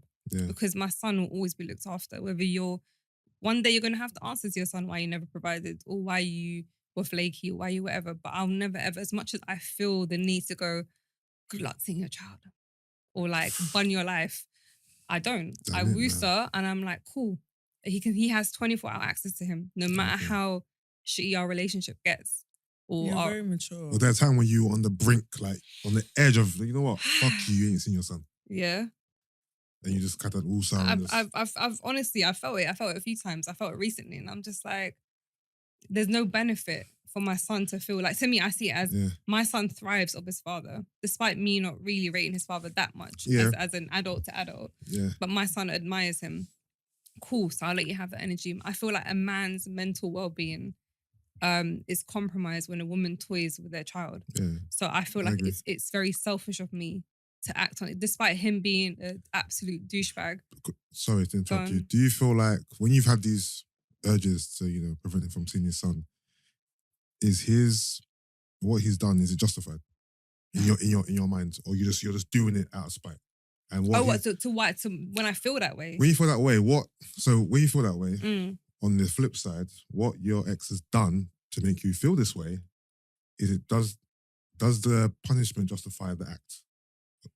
So as in, like, do I have a right to feel that way? As in, what he's done. Based on what he's done, do you feel like you're justified to say you can't see your son based on what he's done? On some occasions, yeah, because I feel like he's completely disregarded how that affects my son. Okay. So he's just thinking very selfishly, and I'm just like, but it's cool, it's alright, because I've got this. Okay. So I always disconnect, no matter how much I want to jab him in his throat, no matter how much I want to put up to his yard and just deal with. Never. I'll never be that woman. I respect it. Because my parents, even to the day, like my pops passed, he'll still greet him with a hug. He's still the father of a child. And his family are total opposite. They're just like, they air people, they don't care, they cut off connections straight away. I'm like, I'm still the mother of your grandchild. Yeah. So my mum will still go, shall I cook him food? I'm like, Mama, you right? Like, chill. And she's like, well, this is how we're raised. Like, it's just, you know, he's still the father of a child. Yeah, so very different cultures. I can say that one for free. Don't ask me where he's from. I was literally about to ask that. He was half Asian, half Jamaican. You know what? It explains everything. You know what? So funny. No, we're not doing this. No. I'm not going to delve into it, but I'm happy you said that because I was painting a picture for some reason of an Arab. All right, say no more. So now that you've said that, I'm not saying his actions make sense. There's a lot of Muslim Caribbean. Yeah, there's a lot. I didn't know that, you know. Now at least I can visualize the dynamics a bit better. A bit more realistic than I was in my head. In my head, I'm picturing one some freshie guy from Yemen. Yeah, it was just no, legitimately. Where do you know what? Love is love, innit? Yeah. I don't care. I don't discriminate against any race. Yeah, no, I'm not saying anything wrong with it. I'm just, I never thought you would say he's Caribbean. Okay, yeah. But I don't stereotype. But I feel like I always said to myself, obviously God's the best of planners. So I can't tell you for sure. But I always said I probably can only be with someone within the African continent, like in future, because I feel like our moral compasses, our family values are very, very similar, and our cultures are very similar. But that being said, I've also met people from different cultures, even people from the Caribbean who are aligned with my morals. So it's a case by case. It's not to trash any culture whatsoever, because I genuinely believe your home is your home, your culture is a separate thing, and it's like, but it's just one of those things where his family values were very different than mine. Whether it's a reflection of his culture, I can't tell you that. I think it'll be very ignorant of me to do so, and I'm not trying to be politically correct. It's a genuine thing. So I hear that. I feel like Gina wants to say something. No. You don't? No, go ahead. Your face is... No, it's just because No, the reason why I said it makes sense is because when you were talking about like culture and tradition and how his family were the complete opposite, I was thinking in that moment I thought maybe he's not from the same culture as you. And then when he said Caribbean, I was like, yeah, that makes sense, because not all, but the Caribbeans I have met, we being Africans compared to like Caribbeans culturally, there's a lot of things that are completely different. But also bear in mind the reason behind that as well is that we've got to be mindful is that we're second and third generations in the UK. The Caribbean culture, or Caribbeans in general, have been here from... They're like first, isn't it? They're not like 5th, 6th, 7th generations. They've been around here longer than we have. Oh yeah. So they've adapted to a different culture. So I feel like, and again, it's case by case, not everyone's the same, but I feel like with us, we're still very much stemmed and attached to our motherlands. So like our cultural values come from our parents who just come to this country. Or, do you know what I mean? So we're very aligned to, but maybe our children's values maybe a bit more watered down than ours. Yeah. Yeah. So, I don't know. Do we feel like Jamaicans more so than other Caribbean countries are paid with a bad brush? I do. Reason being, because I'm thinking of Brent and how I view him and culturally, whatever, morally, Mm-hmm. and compare Brent to a Jamaican, no, the stereotypical Jamaican, Yeah. it's like a complete different. The 100%. difference is vast. Yeah. You know what I mean? So I think every single culture has a stereotype. And it could be something that's very damaging. It could be something that's jokingly. Everyone's got a stereotype about every culture, every faith. But I think I always say it's down to individuals. Yeah. It just so happens that a certain set of people, whether it's a minority of a faith or a culture, that ruin it for the rest of them. It's the same thing. It's always that case though. It's always the minority that make the loudest noise. But it's because it's bad. So the bad will always overshadow the good. Yeah. And people are always going to talk about the bad or like highlight or pinpoint the bad as opposed to like the good. So Yeah, Yeah. I hear that. Actually, I'm glad you're here actually, and you also. So in the last couple of weeks, there's been a big topic online about, the funding and getting rid of male podcasts. That's kind of been like a very heavy theme, innit? On, Black Twitter and whatever. I want to get your views on it. Your views on male podcasts. Obviously, there's been a lot of like salacious, immature topics that have surfaced in the last few weeks, mainly from American podcasts that fit the timeline. And they've been the subject of the whole, the fun male podcast one. What are those guys called? The ones with Brittany Renner. When she's fresh and fit. Yeah, Something no. like that. Was it the guy that asked Absolute what they bring to the table? And then she responded. And I think she asked them, what's special about you? Something like that. And then she said everyone's special to everyone. Yeah. Yeah. What's your general thoughts about the whole, like, male this podcast. attack on male I'm podcasts? not going to lie. Maybe it's because I don't listen to male podcasts. Yeah. So I don't care. Yeah. In the sense where I feel like, do you know what it is? I feel like everybody talks shit though. Of course. So men talk shit and women talk shit. On women only podcasts, you talk shit about men. On men only podcasts, you talk shit about women.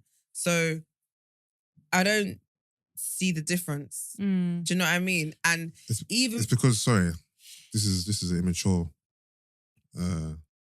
rhetoric, but I think it's like women don't want men to have a voice. A little bit.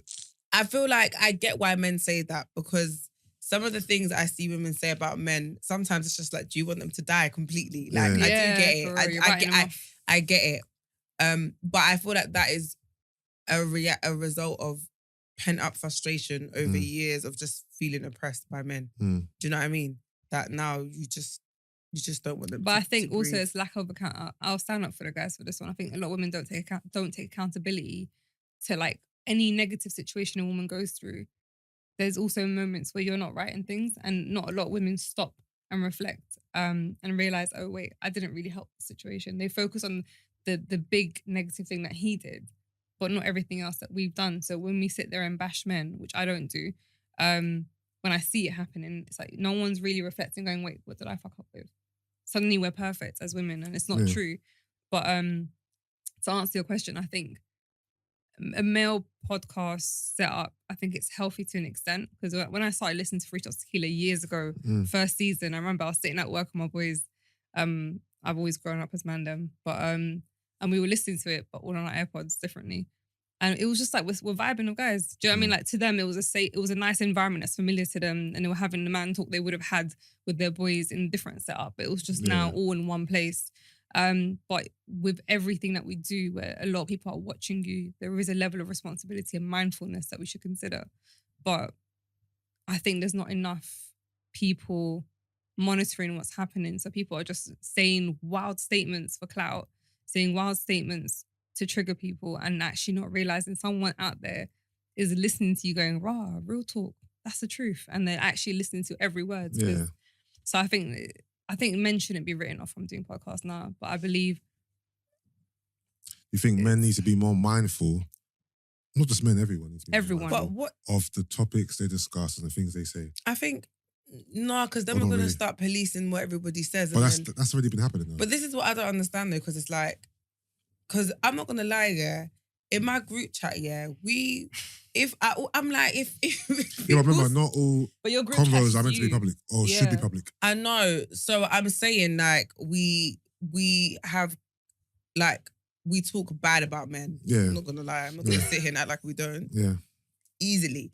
So I feel like everyone obviously has everyone has an opinion and a viewpoint in it. But again, like not everything needs to be publicized or like shared because there are people who are going to be on the receiving end of what you're saying. Yeah. So I think generally across the board, people need to be mindful about what they say. But I don't think male podcasts should be banned because then it's like then ban female podcasts. 100%. Like I don't see and I'm only saying that because like you can have a female podcast where a woman talks about if a guy ain't earning this much then he can't date me, or I'm only dating 6-figure guys, or do you know what I mean? Like similar to what guys talk about on the other end, but I feel like because society allowed it to be. Yeah, and like I guess women are deemed to be more sensitive.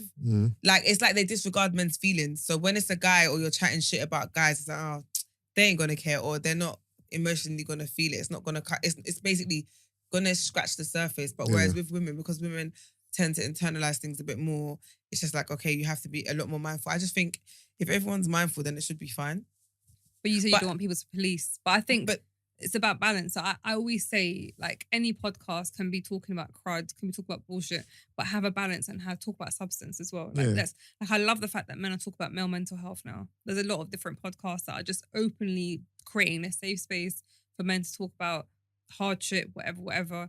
Obviously, there'll be banter. Someone will be like, "Oh, stop being moist." But we need to, like, in that sense, I encourage male podcasts because you're creating a new platform and a new space that men never had before. There's like suicides, there's mental health issues, there's like drug abuse, alcohol, whatever it is, that just to avoid talking. And the fact that this narrative is now changing, you know, if we're going to use this platform, have fun, but like let's try and use it also to make a bit of change. If you know you've got like 100,000, 1 million followers or whatever, use that. Do you know what I mean? Use it to help your brand, but also use it to have 1-2 real talk conversations where one of your listeners who's going through something goes, oh shoot, so I'm not the only one going through this. Yeah. And the minute we start unpacking these things and having like good conversations, then it makes sense, because then you can have bullshit conversations about like trashy dates and catfishing and hype fishing and all that kind of stuff. But that's cool. And making general stereotypes, because you understand it's just banter.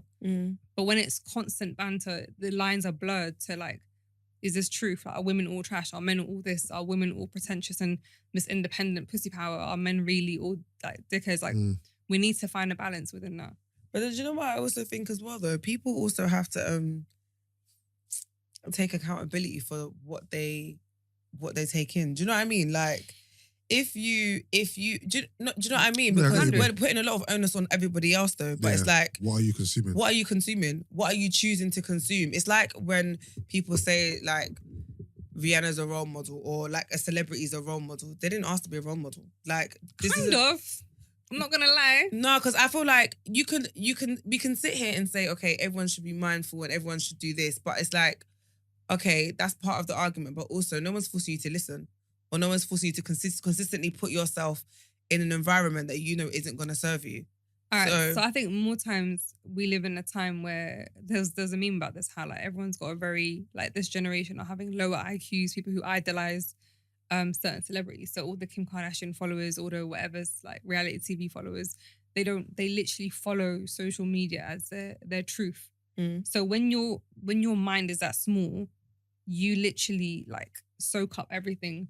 So the celebrities who are building those stages, who are working, who are monetizing on every single fan they're gaining, they're very aware of that responsibility and the influence they're having. So Rihanna can open up a new makeup brand or whatever, a new one other than Fenty, and everyone will jump on it. It might, like, the thing is, she's very aware of how impactful she is. So you can't say, well, I'm not responsible, I'm just releasing it and good luck what you do with it. You got to be mindful that people are actually watching you, and some people idolize you. And it's sad, you shouldn't be idolizing people, but you as a person are mindful of how many people are watching you. You can't turn around and go, well, do what you want to do. You're influencing people with everything you do, everything you post. I guess that's the price you pay for being a celebrity. Exactly. Yeah. I guess. Yeah, but I still feel like that takes the responsibility off the actual individual, though. But some people are vulnerable. Some people are very like simple-minded individuals. But then isn't that like, not like it's a choice, but isn't that on you to kind of like? There's no thing. I agree with both of you Because I'm not disagreeing with you, but it's like at the same time, as human beings, half and half. It's half and half. Like you have to be responsible for your own shit. You have to be responsible for what you consume. Yeah. Like you have to be responsible for your own personal development. You can't say, okay, cool, because I've decided to, I remember, like I said, decided it's a choice, right? Yeah. Because I've decided to consume all this stuff on social media, it means I now do not have the capacity to better myself or to think outside of social media. Like, but do you not feel social media kind of grooms people though?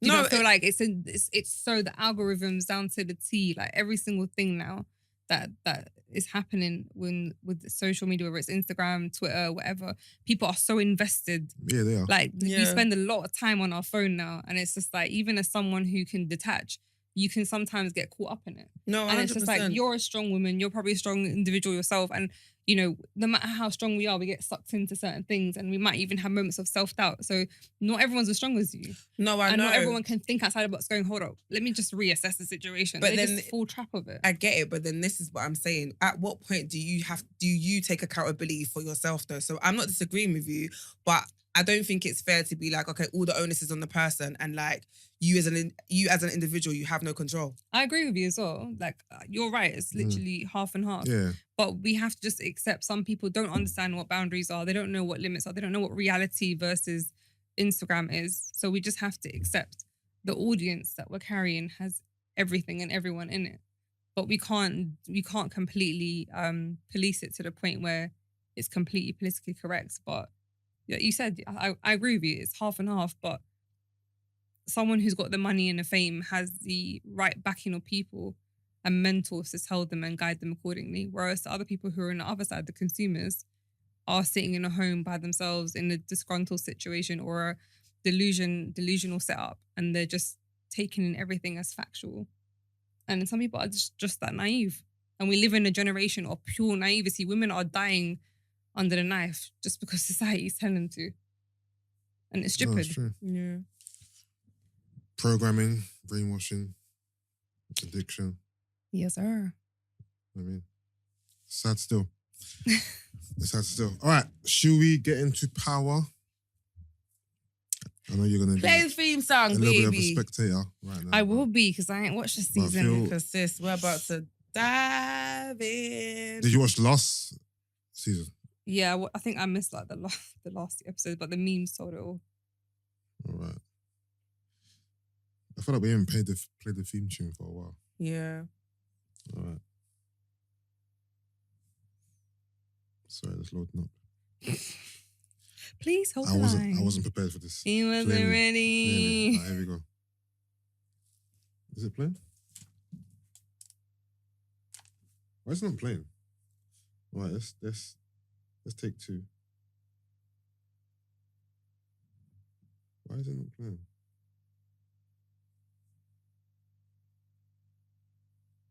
Sorry, guys. There's some technical difficulties right now. Gina, any jokes?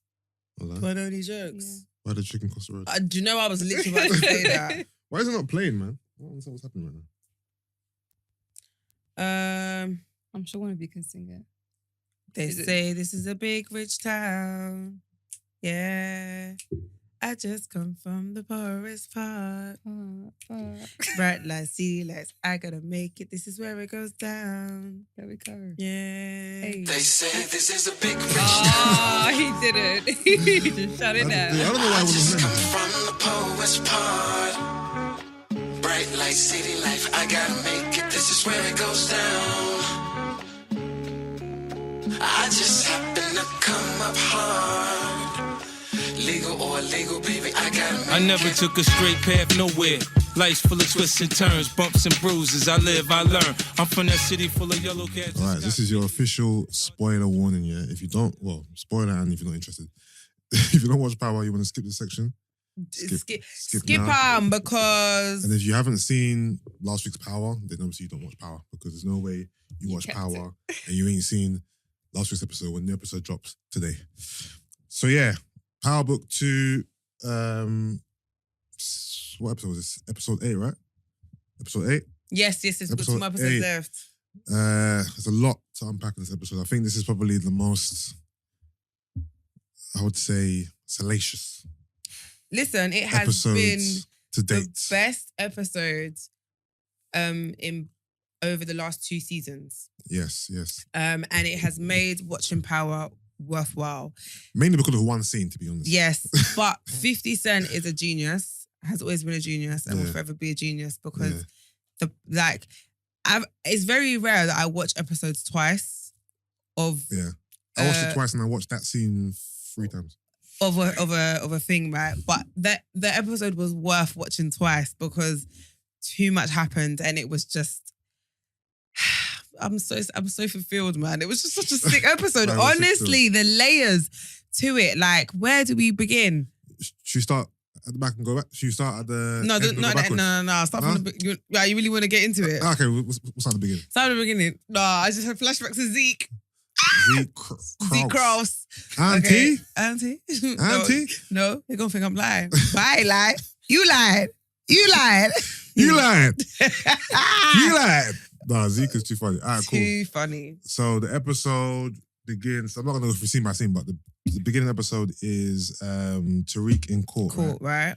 Tariq's in court and they basically say that there's a recording, right? Yeah. Yeah, they basically say that they're going to present a recording, but obviously he hasn't heard it, so the judge adjourns it for the next day for his counsel to listen to whatever it is, and then he finds out that it's Lauren who was wearing the wire in the watch, where he confirms he knew about the professor writing a book about him, Jabari writing a book about him. Reynolds. Tariq is a genius because Tariq conjured up that plan by himself. I didn't realize that, the thing about getting Professor Milgram to take the stand. Yeah. Because I thought it was either Sax or not Sax, but Method Man that would have basically. What's told Method Man's him character's name again? I always forget. Method Man's fine. Method Man was Method Man. Yeah. Method Man was fine. Yeah. Davis. That's it. Sorry, Davis McLean. Davis McLean. There you go. That's it. So I thought it would have been him because he's very conniving as well in it. But I love the way he played out that whole scene. Like the fact that he went into Thingy's room, he saw her in the room and was like, he really got under her skin. Yeah, he did. And it was genius what he done. Yeah, and then Davis ate Carrie alive on the stands. He ate her. Like, gobble, gobble. Alive. Literally ate her. So basically, Carrie, she's a professor at Tariq's school. Okay. And she slept with the lead detective, some white that guy is really, really annoying.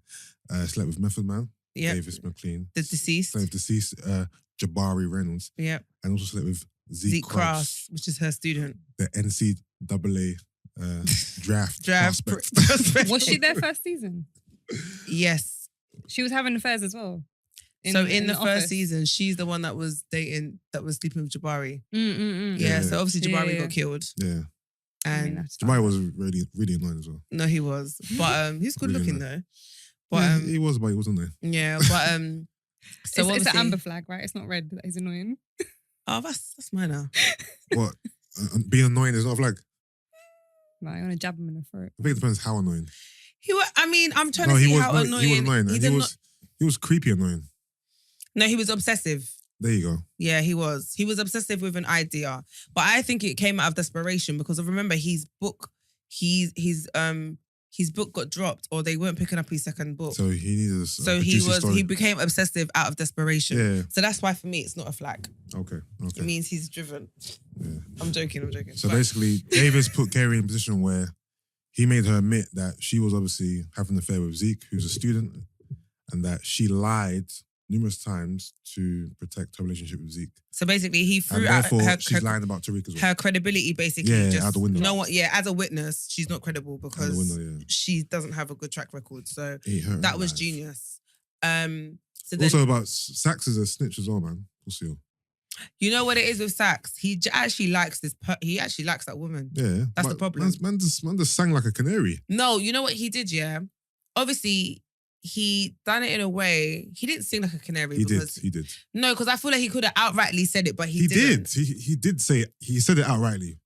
Without saying it outright. Without saying that already? He didn't say that already. Come on. But he's dumb because I get it for her. I get when she's like, don't you think it's weird us like having sex when we're going against each other we're going head to head. So he's sleeping with tomorrow. the prosecution lawyer.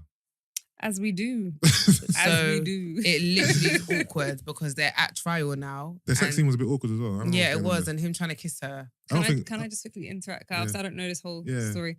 Season 1 and 2 of Power, sex scenes were incredible. After that, it just became really shit. Yeah, the sex scenes are not really hitting the way they used to. No, they used to hit. I haven't seen one that's... And the reason being is because most of the sex is happening between Tariq and these little girls. Yeah, Ew, Tariq's having sex. Yeah, he Tariq's is. bagged all three now.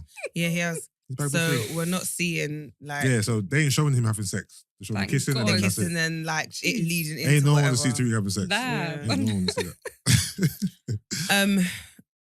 So what happens next? So, After that... Yeah, next. Oh. Cool. Before you go on, do we think Ghost is alive?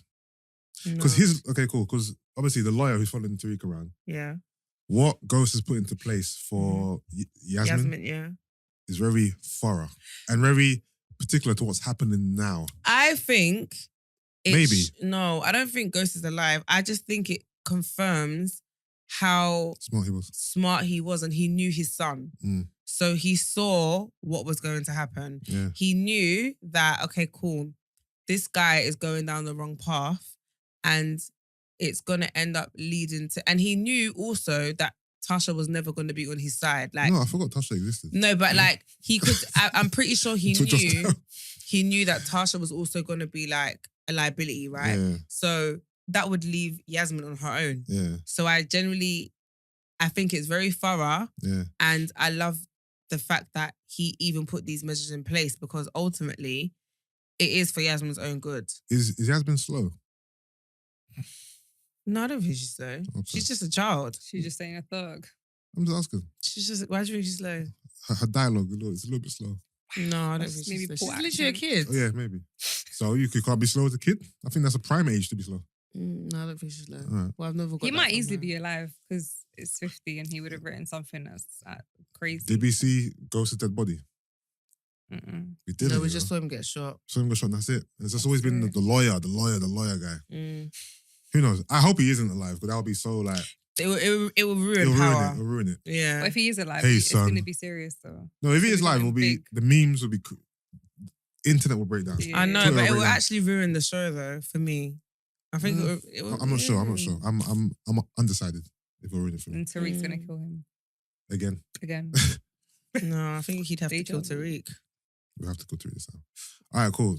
That all happens. Anything else in between that? So basically what happens is they don't have any products. So Yeah. they conjure up a plan to Rob Mecca, to aka Dante. And basically it kind of goes to plan. It goes to plan. You got the plan. It goes to But it's plan. very, very clear and obvious that Mecca knows that Mhm. it was Kane Yeah. and his people who... Do you know what it is? I think it was obvious I think Kane made it obvious. When Kane paused at the house and he goes, "What's up?" He goes, "Nothing." And he goes, "No, tell me, I want to know." He goes, this looks familiar to something I done with was it GTG? GTG.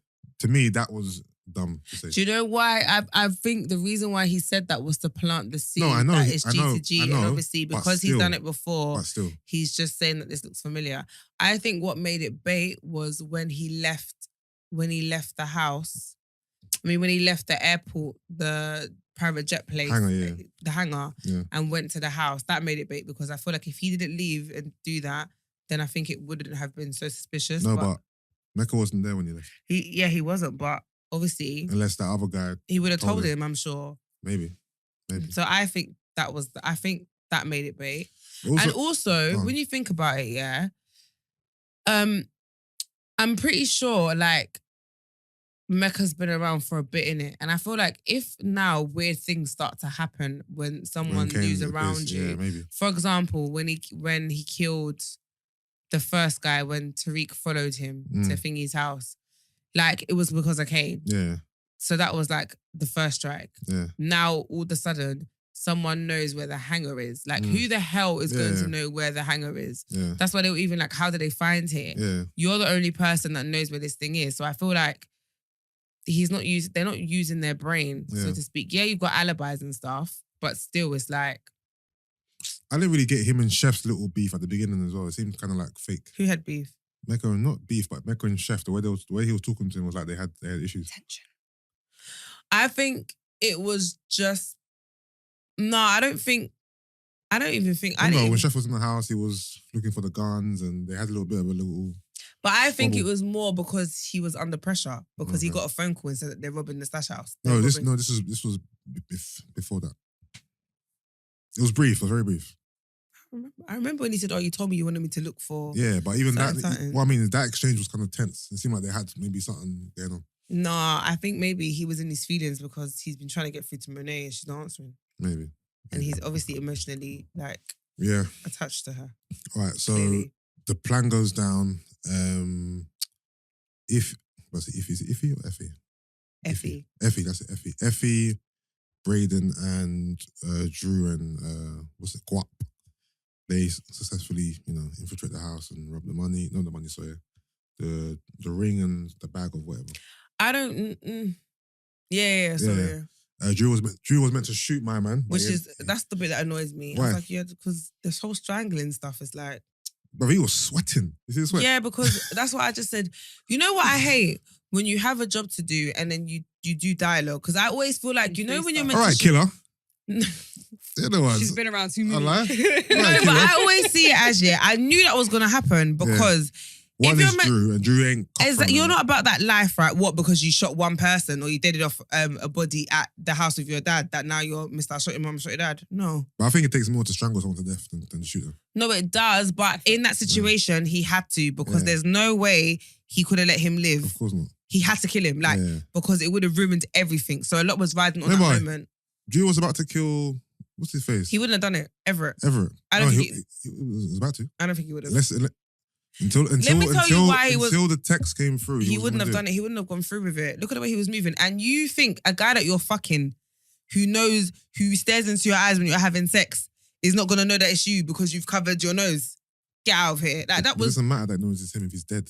No, but I'm saying, you see the way he was like trying to move inconspicuous, like on a, I don't want no one to know I don't want him to know it's me. It was just like, you should have just went with your bare face. Like you could have probably got him better, like coming at him normally of him expecting you than killing him that way. It's not about Everett knowing who it is. It's about other people around seeing him. No, of course, but anyway, I just feel like if you've got a job to do, right, the moment you get distracted or like deviate from the plan, things are always going to go a bit left. So like if you just shot him, a man was in front of you, his back turned to you. All you had to do was pull the trigger. Like the gun was there.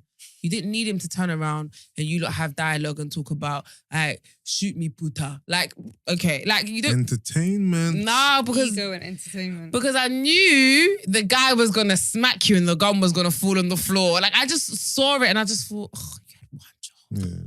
Just shoot him. All right, and then Monet distracted Lorenzo with a nice little walk on Brighton Beach. Cayman Islands. Diana went to Tariq's court case. Obviously Kane was at the hangar, then he went to the apartment and stopped Chef from catching Drew in the house. That would have ended badly. Chef would have done his dance, mate. Yeah, but then Mecca done Chef dance, but with one not even it's just one. That scene really upset me. Why? Because I like Chef. Chef, bruv. I actually like Chef. Chef was a nobody character. He was a nobody character, but like, I saw him with the skills. Like when he was making sushi. Like, he was skilled. You're dumb. He was a chefers. You're dumb. That's why he's called Chef. Like, was it this episode that Diana sussed out Monet? It was. Was it last no, episode? It was this episode. Last episode is when she saw a text saying we need to speak about him. Yeah. So that already kind of raised flags. Diana heard, and then she eased up to her mum and heard her say like, "Stop calling me Dante," or whatever. Then she went through her mum's things and found a picture of Zeke in a Bible from the hospital. In a Bible from the hospital. Yeah. And then she went and done her research and basically found out that he's 4 years older than he is. Let's talk about Can we this. break that down for a second? No, we do, because you're telling me that at the age when you can get it when you were 1 year old thinking you were 4, or let's just even when you're older, right? So everyone when around he was you. 1, he thought he was 1. No, I know, but I'm saying, but you were really 4 years old, or even 5, because he's 4 years older. So she said 2002, but he was actually born in 98. So he's 19. Okay. Well, no, he's not 19. He's 23, but thinks he's 19. He thinks he's 19. That's what he's been told. That's what he's been told. Yeah. Okay. So, but at what age?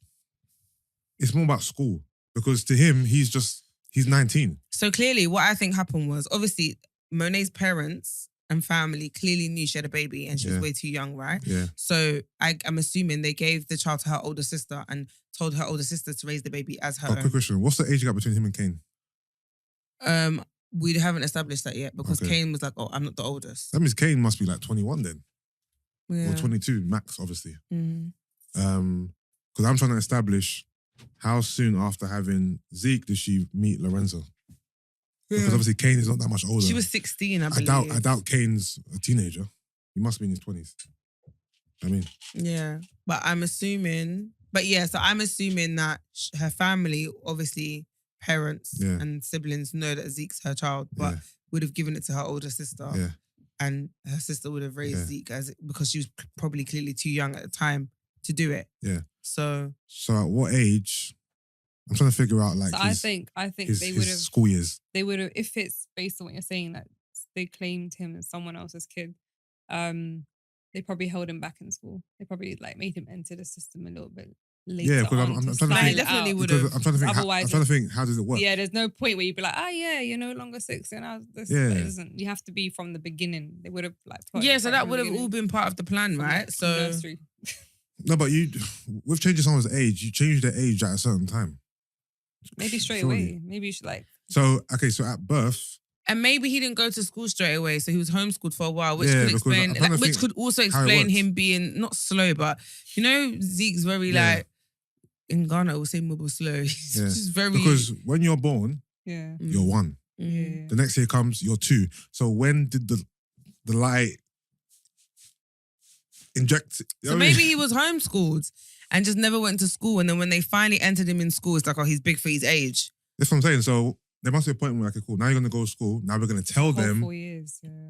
we're gonna add 4 years. So we're gonna add 4 years to your age now. No, we're At this gonna point. lose 4 years to your age. You mean? Sorry, we're gonna Yeah. we're So gonna you're that big kid. yeah. Yeah. So maybe when he went, but that's when the jokes come in, because let's just say Did he ever he's move country? what's that? Did he ever move cities or country? I don't think so. So let's just say they took him to nursery, or like you said, they might have homeschooled him and took him in, I don't know, year 2 or 3. Mm-hmm. Yeah. And that's when they change his age. Yeah. Yeah. And obviously, as a child, I don't think you really remember your age anyway. Like, let's say, You just take it like as when you're like facts. 3 or 4, Yeah. your parents could tell you you're 2. You'd believe you're 2. You're not gonna question them. Yeah. But why did Monet change it so much though, man? From The 19 to 23 is yeah, crazy. 4 years is a At mad least jump. give him a young 2, Yeah, not 4. yeah. 4 years is a That's lot. still. That's mad. It's the meme of Harder to him. pull off. The meme of him sitting in kindergarten Yeah. with like all the kids, and he's Yeah. just sat in the middle. And I was All just big. like, nah, these memes are jokes. All right. Should we get to that scene or?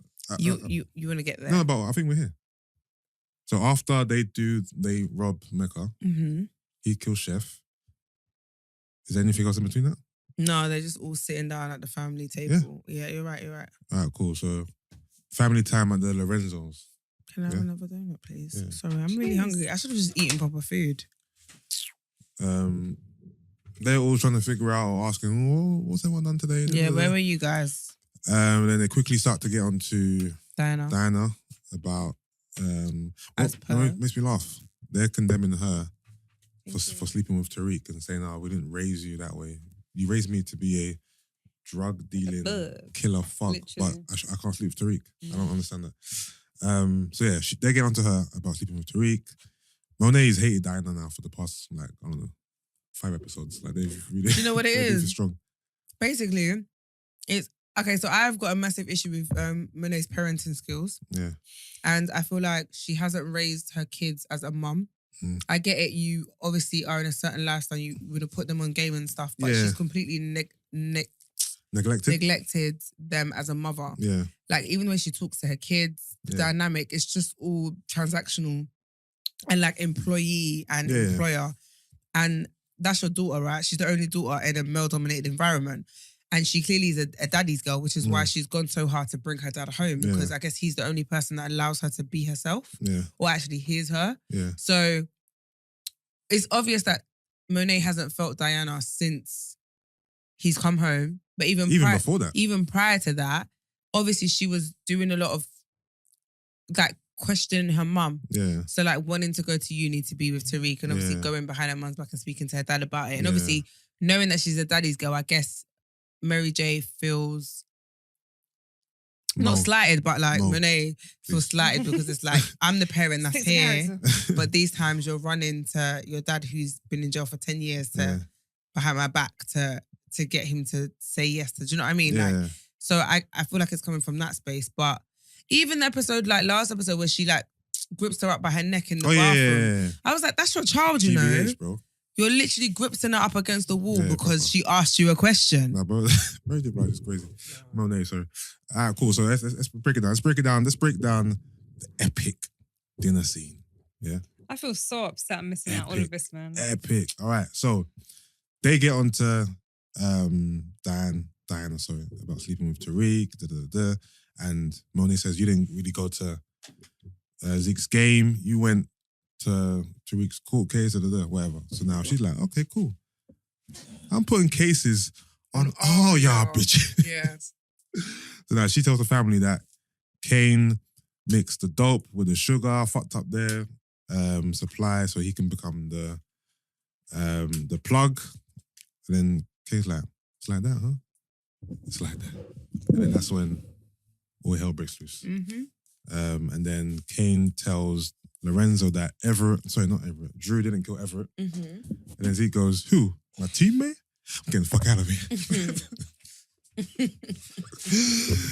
Zeke is too unintentionally funny, bro. And then, how did it get back on Diana for her to...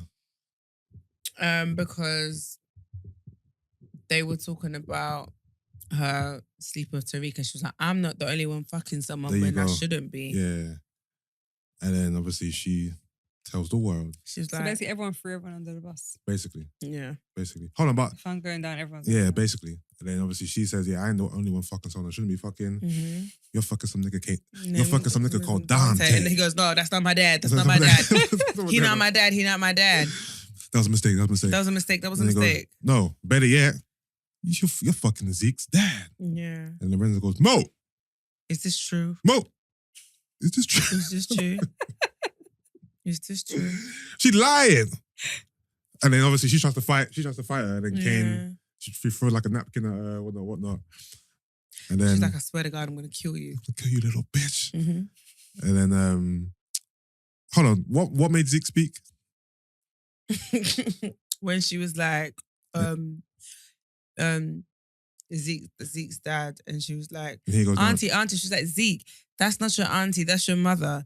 And then she was your auntie, like, that's your mother. That's your mother. It's your mother. That's your mother. And then she was like, I called the hospital and they didn't have anyone under the name Ezekiel Cross for born in 2002. But they did have an Ezekiel Cross. First of all, she put the... No, that was at the end.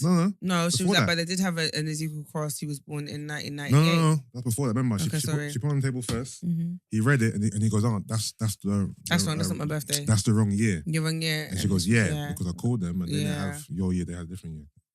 And then he's like, oh my gosh, this is going to affect my NCC. This is going to affect my NCCA application.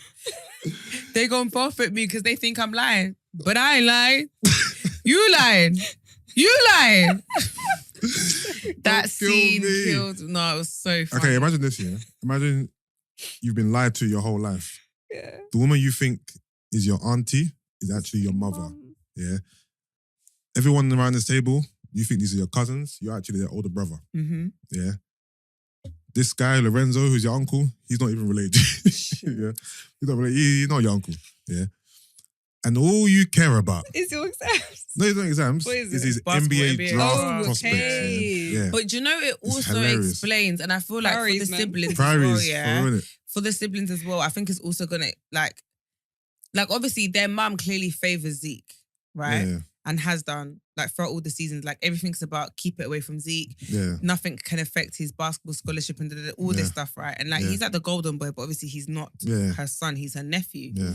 So I feel like for the kids, finding out you're gonna think, so this is why she really all makes like sense. it all makes sense in terms Yeah. of how she treats him. And Yeah. then also it's like he got to have a decent life, but we've had to kind of be raised in the streets. Like Yeah. we weren't allowed to want better for ourselves. Like even the fact that Diana wanted to go to university, you don't need to go to university. Yeah. You need to learn how to be in the game. But it's like, Maybe she carried guilt with him but why So- not?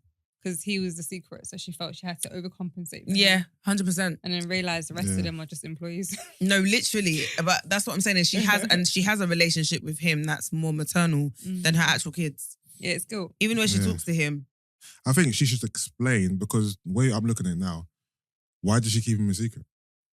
Like, you know what I mean? Yeah, I think what she should have done is when she, Met Lorenzo. yeah, but then I also understand that I guess as a 16 or 15-year-old whose parents have made that decision for, I guarantee you that But decision we're would have been assuming made. that's why.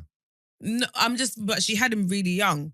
So, and the fact that her sister and the fact that the story was he's her nephew Mm. because it's her sister's child, the only explanation I can think of is the parents taking it upon themselves to make that Make a decision because she was for too her. young. Yeah. And at the age of 15 or 14 or 16 even, you're not going to have a voice to be like, no, do you know what I mean? Yeah, but that lie should end fairly quickly. Like once the child is maybe 4 or something.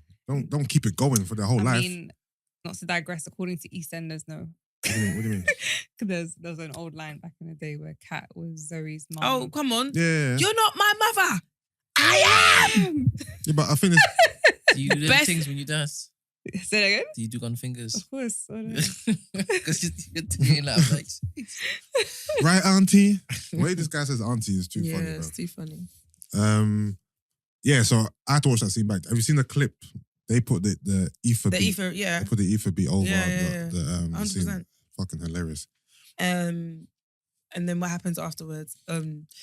Lorenzo's like, Mo, I think you need to leave, Yeah. or you should leave, and she goes.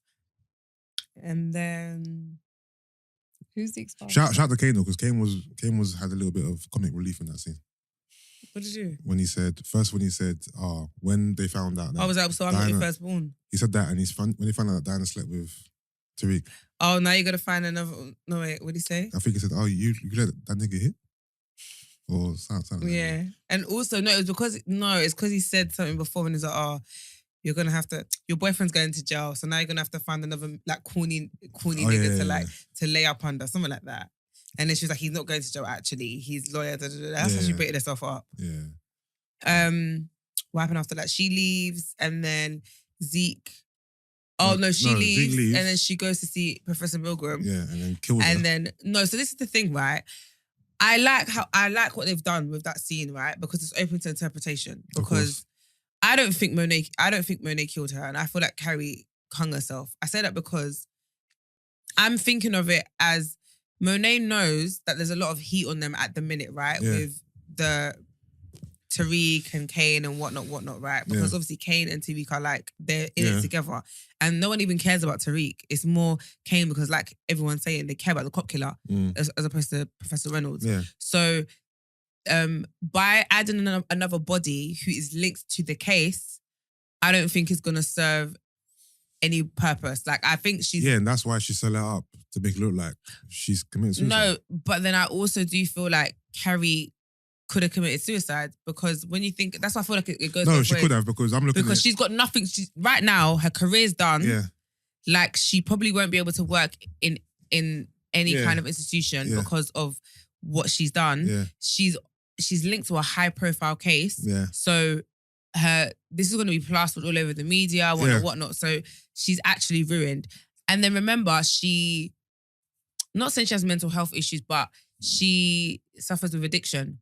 So I'm just seeing it as Yeah. she's very capable, not very capable in a rude way, but you know what I mean? I feel like the way they've framed the scene, I love the fact that it's open to interpretation as to whether Monet killed her or she actually hung herself. No, I don't think it is actually. I think it's very obvious that she committed suicide because does Monet have the strength to carry... But you just said a minute ago you thought Monet killed her. I've changed my mind. Just like that. No, while you were talking, I was thinking. Oh, okay, yeah. I think... You're allowed to change your mind. Exactly. Okay, I don't think Monet killed her. like, how did Monet carry Carey up there and frame it and then put the rope around her? Like, does she have the strength to do that? No. I think Carey killed herself. Yeah. Definitely.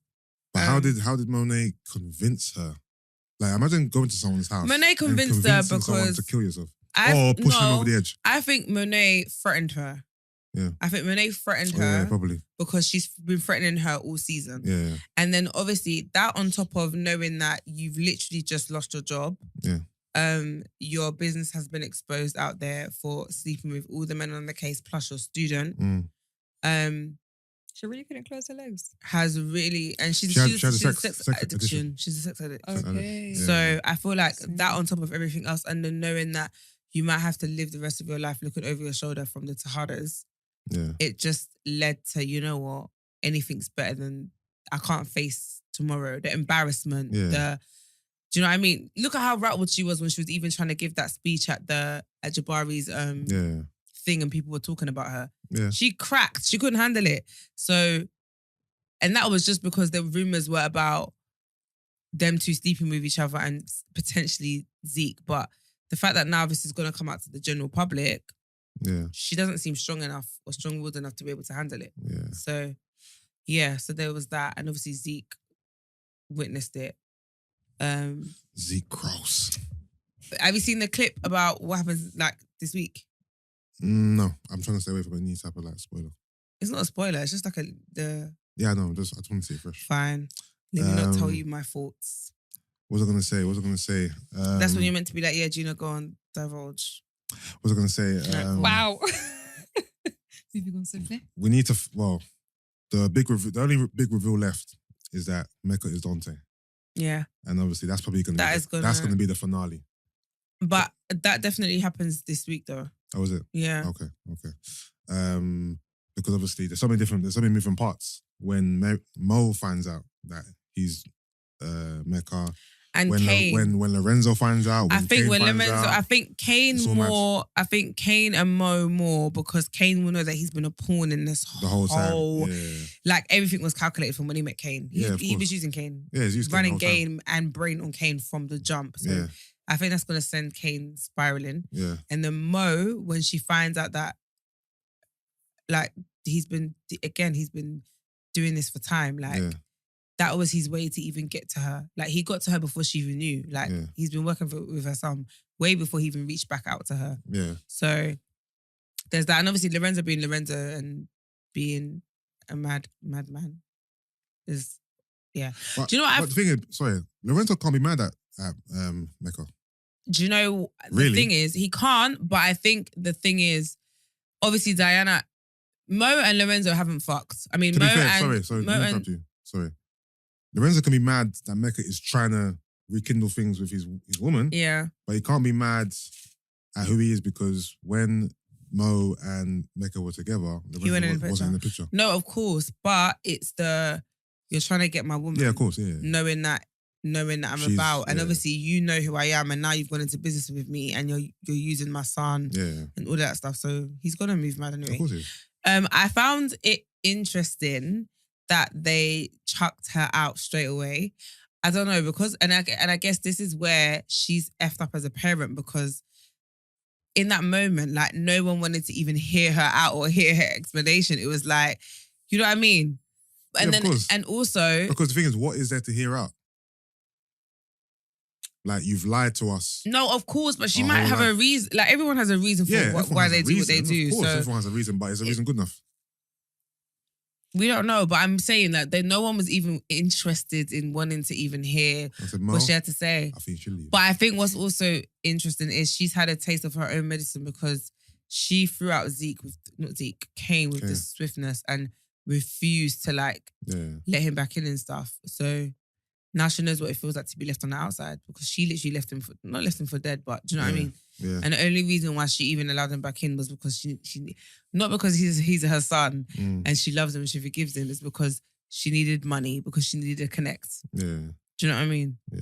No. Again, shit parenting. Brent, She's just wired differently. did you watch the episode? Yeah, I did. What's your thoughts on the dinner dinner table scene? It was lovely, man.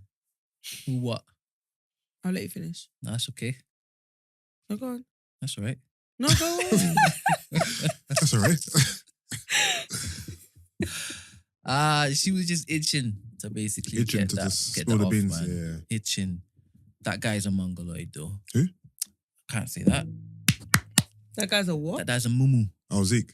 Yeah, man. But what word He's did a you big use boy, you before? know. Can't say it again. I've never even heard of it what before. means. It's politically incorrect. Is it? As in incorrect, as in politically incorrect. Yeah, politically. Yeah, it's not a nice word to say. Okay.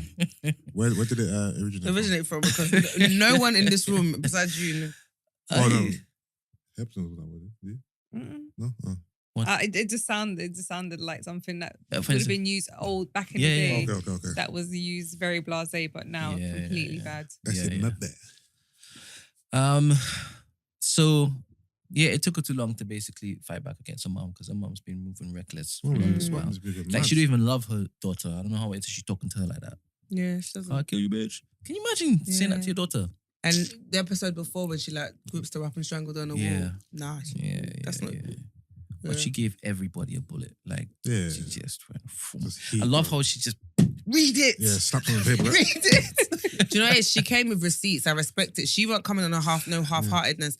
But okay, so what I was gonna say when I said it was a lot of people are debating online like, was Diana out of line, or like a lot of people don't feel her, and I'm like, nah. I love Diana. No, I've seen a lot of people say, nah, Diana, man, she was out of line. And I said, listen, I felt everything she done in that episode. Shake the table, you know what I mean? I respected because she checkmated her mum so hard, because I feel like not even just that, but everyone in her family sees her as this little girl who doesn't know anything in it, and she's always kind of like disrespected being a woman, being the female. Like all the guys get all the ratings, and even her mum don't rate her, and her mum's a woman.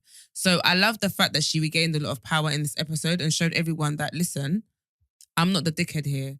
Because you lot think I'm here and I'm being quiet and like you can just take the piss out of me. I've got your number. Every single one of you. And obviously she's her dad's favourite. So. And that was all after she lost her virginity to that bonehead. To Tariq. Yeah. Tariq's been cleaning up lately, right? He really has. So are you saying the D changed her?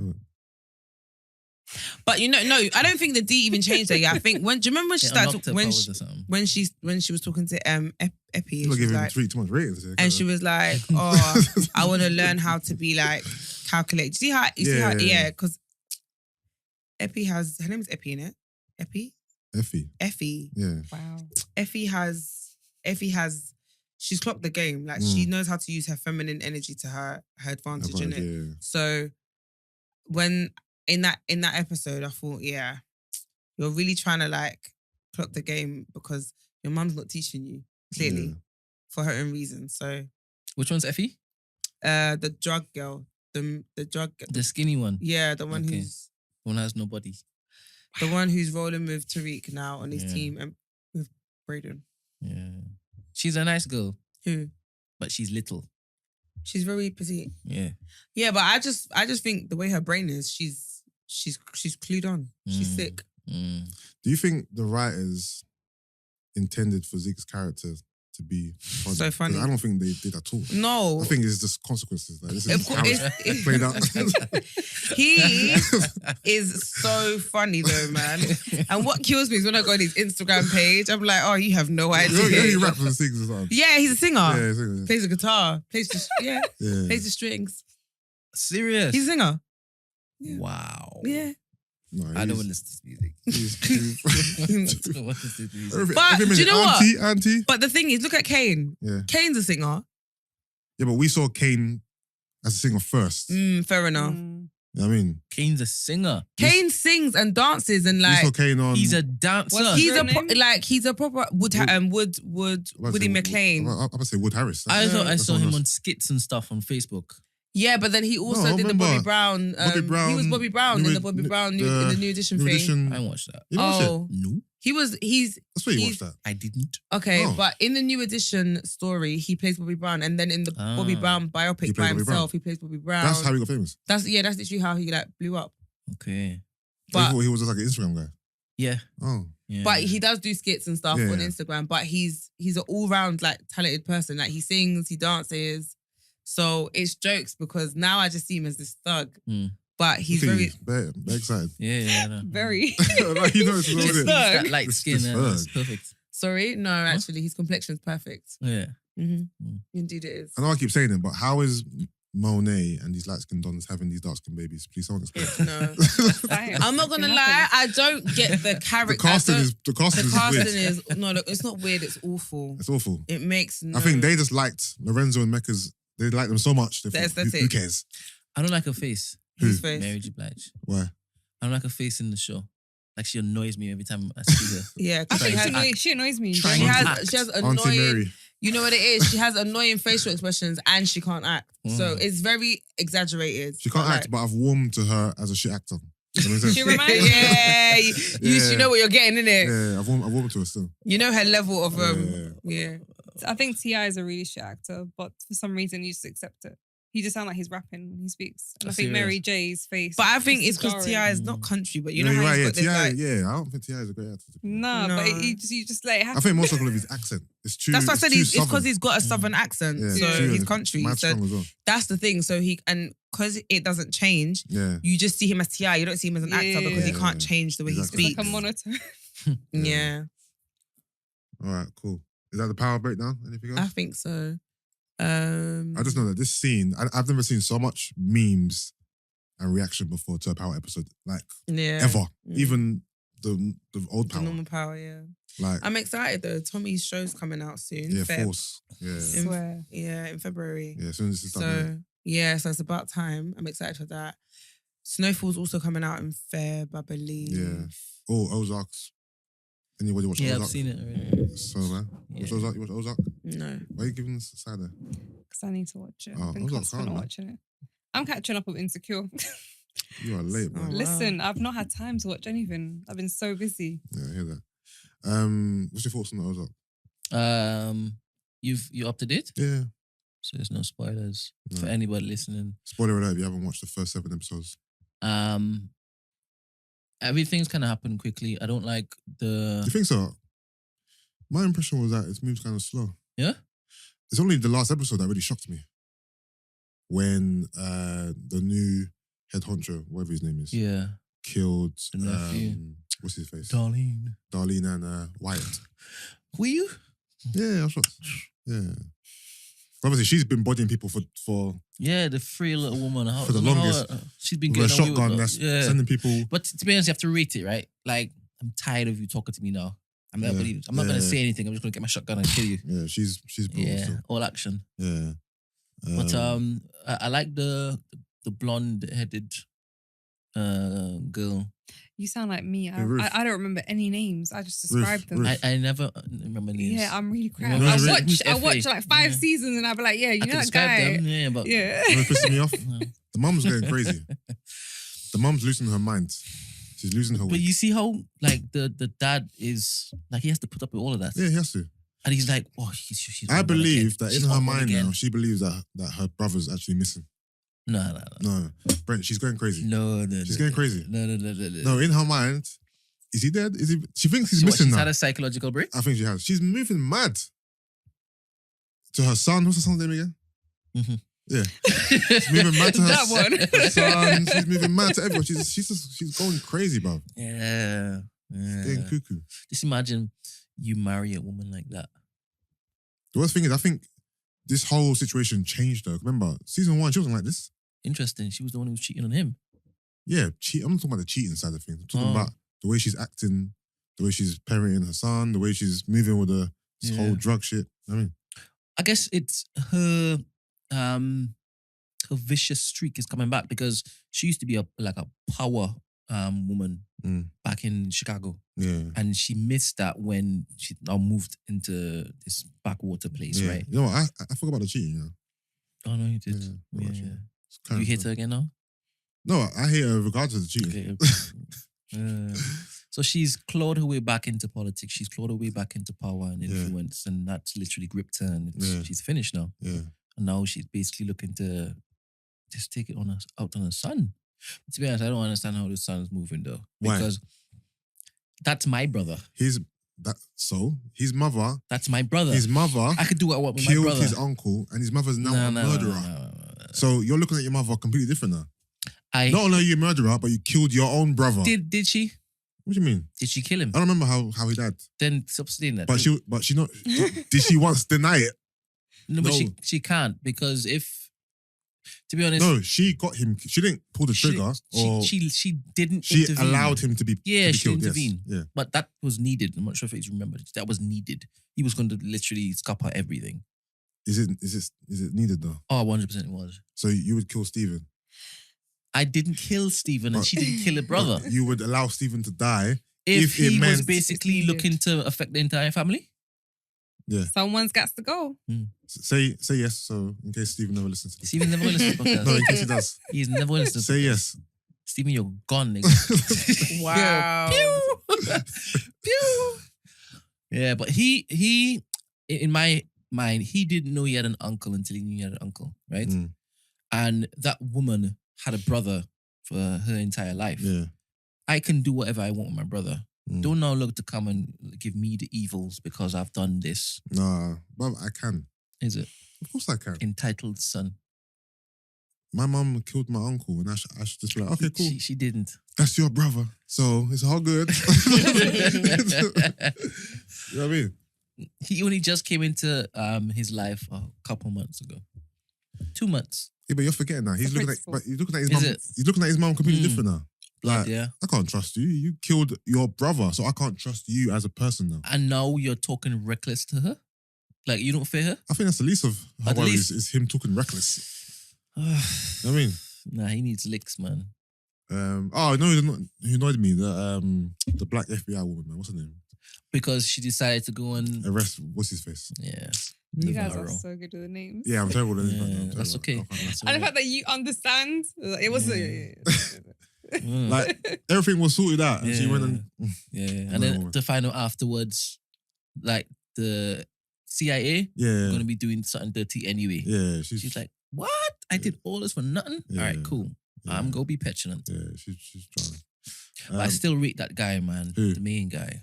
Like, he's managed to get out of so many different Who? situations. The The fella, yeah. Marty. Yeah. Yeah. Yeah, but fella. Marty's the guy still. Yeah. Oh, that who's annoying me though. The private eye, the one who's looking for what's her face? Why is he annoying you? Because he won't go away. But why would he want to go away? Go He's away, been man. hired to find somebody's wife. Yeah, but go away. You can't. She's not. You can't find her. Just give up the case. He needs his peas, man. Every minute knocking on their door.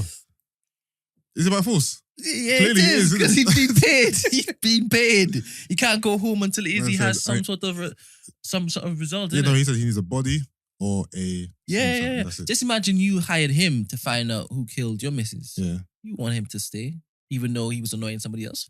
Yeah, but that's me. I'm the person who's paying you. Mhm. You know what I mean? Yeah. But yeah. Shout out to Ozark. Good show. Yeah, it's brilliant. All right, cool. You don't know Alright. what Ozark. I tried to watch it. I've tried like 3 times. I just haven't been able to. happening. It's a slow burner, innit? You know me. Yeah, it's not really slow, to be honest. Yeah, again, it is. It's good writing. It's good Very writing. good, right? All right. I'll try, I guess. That's okay. We do something called Song of the Week.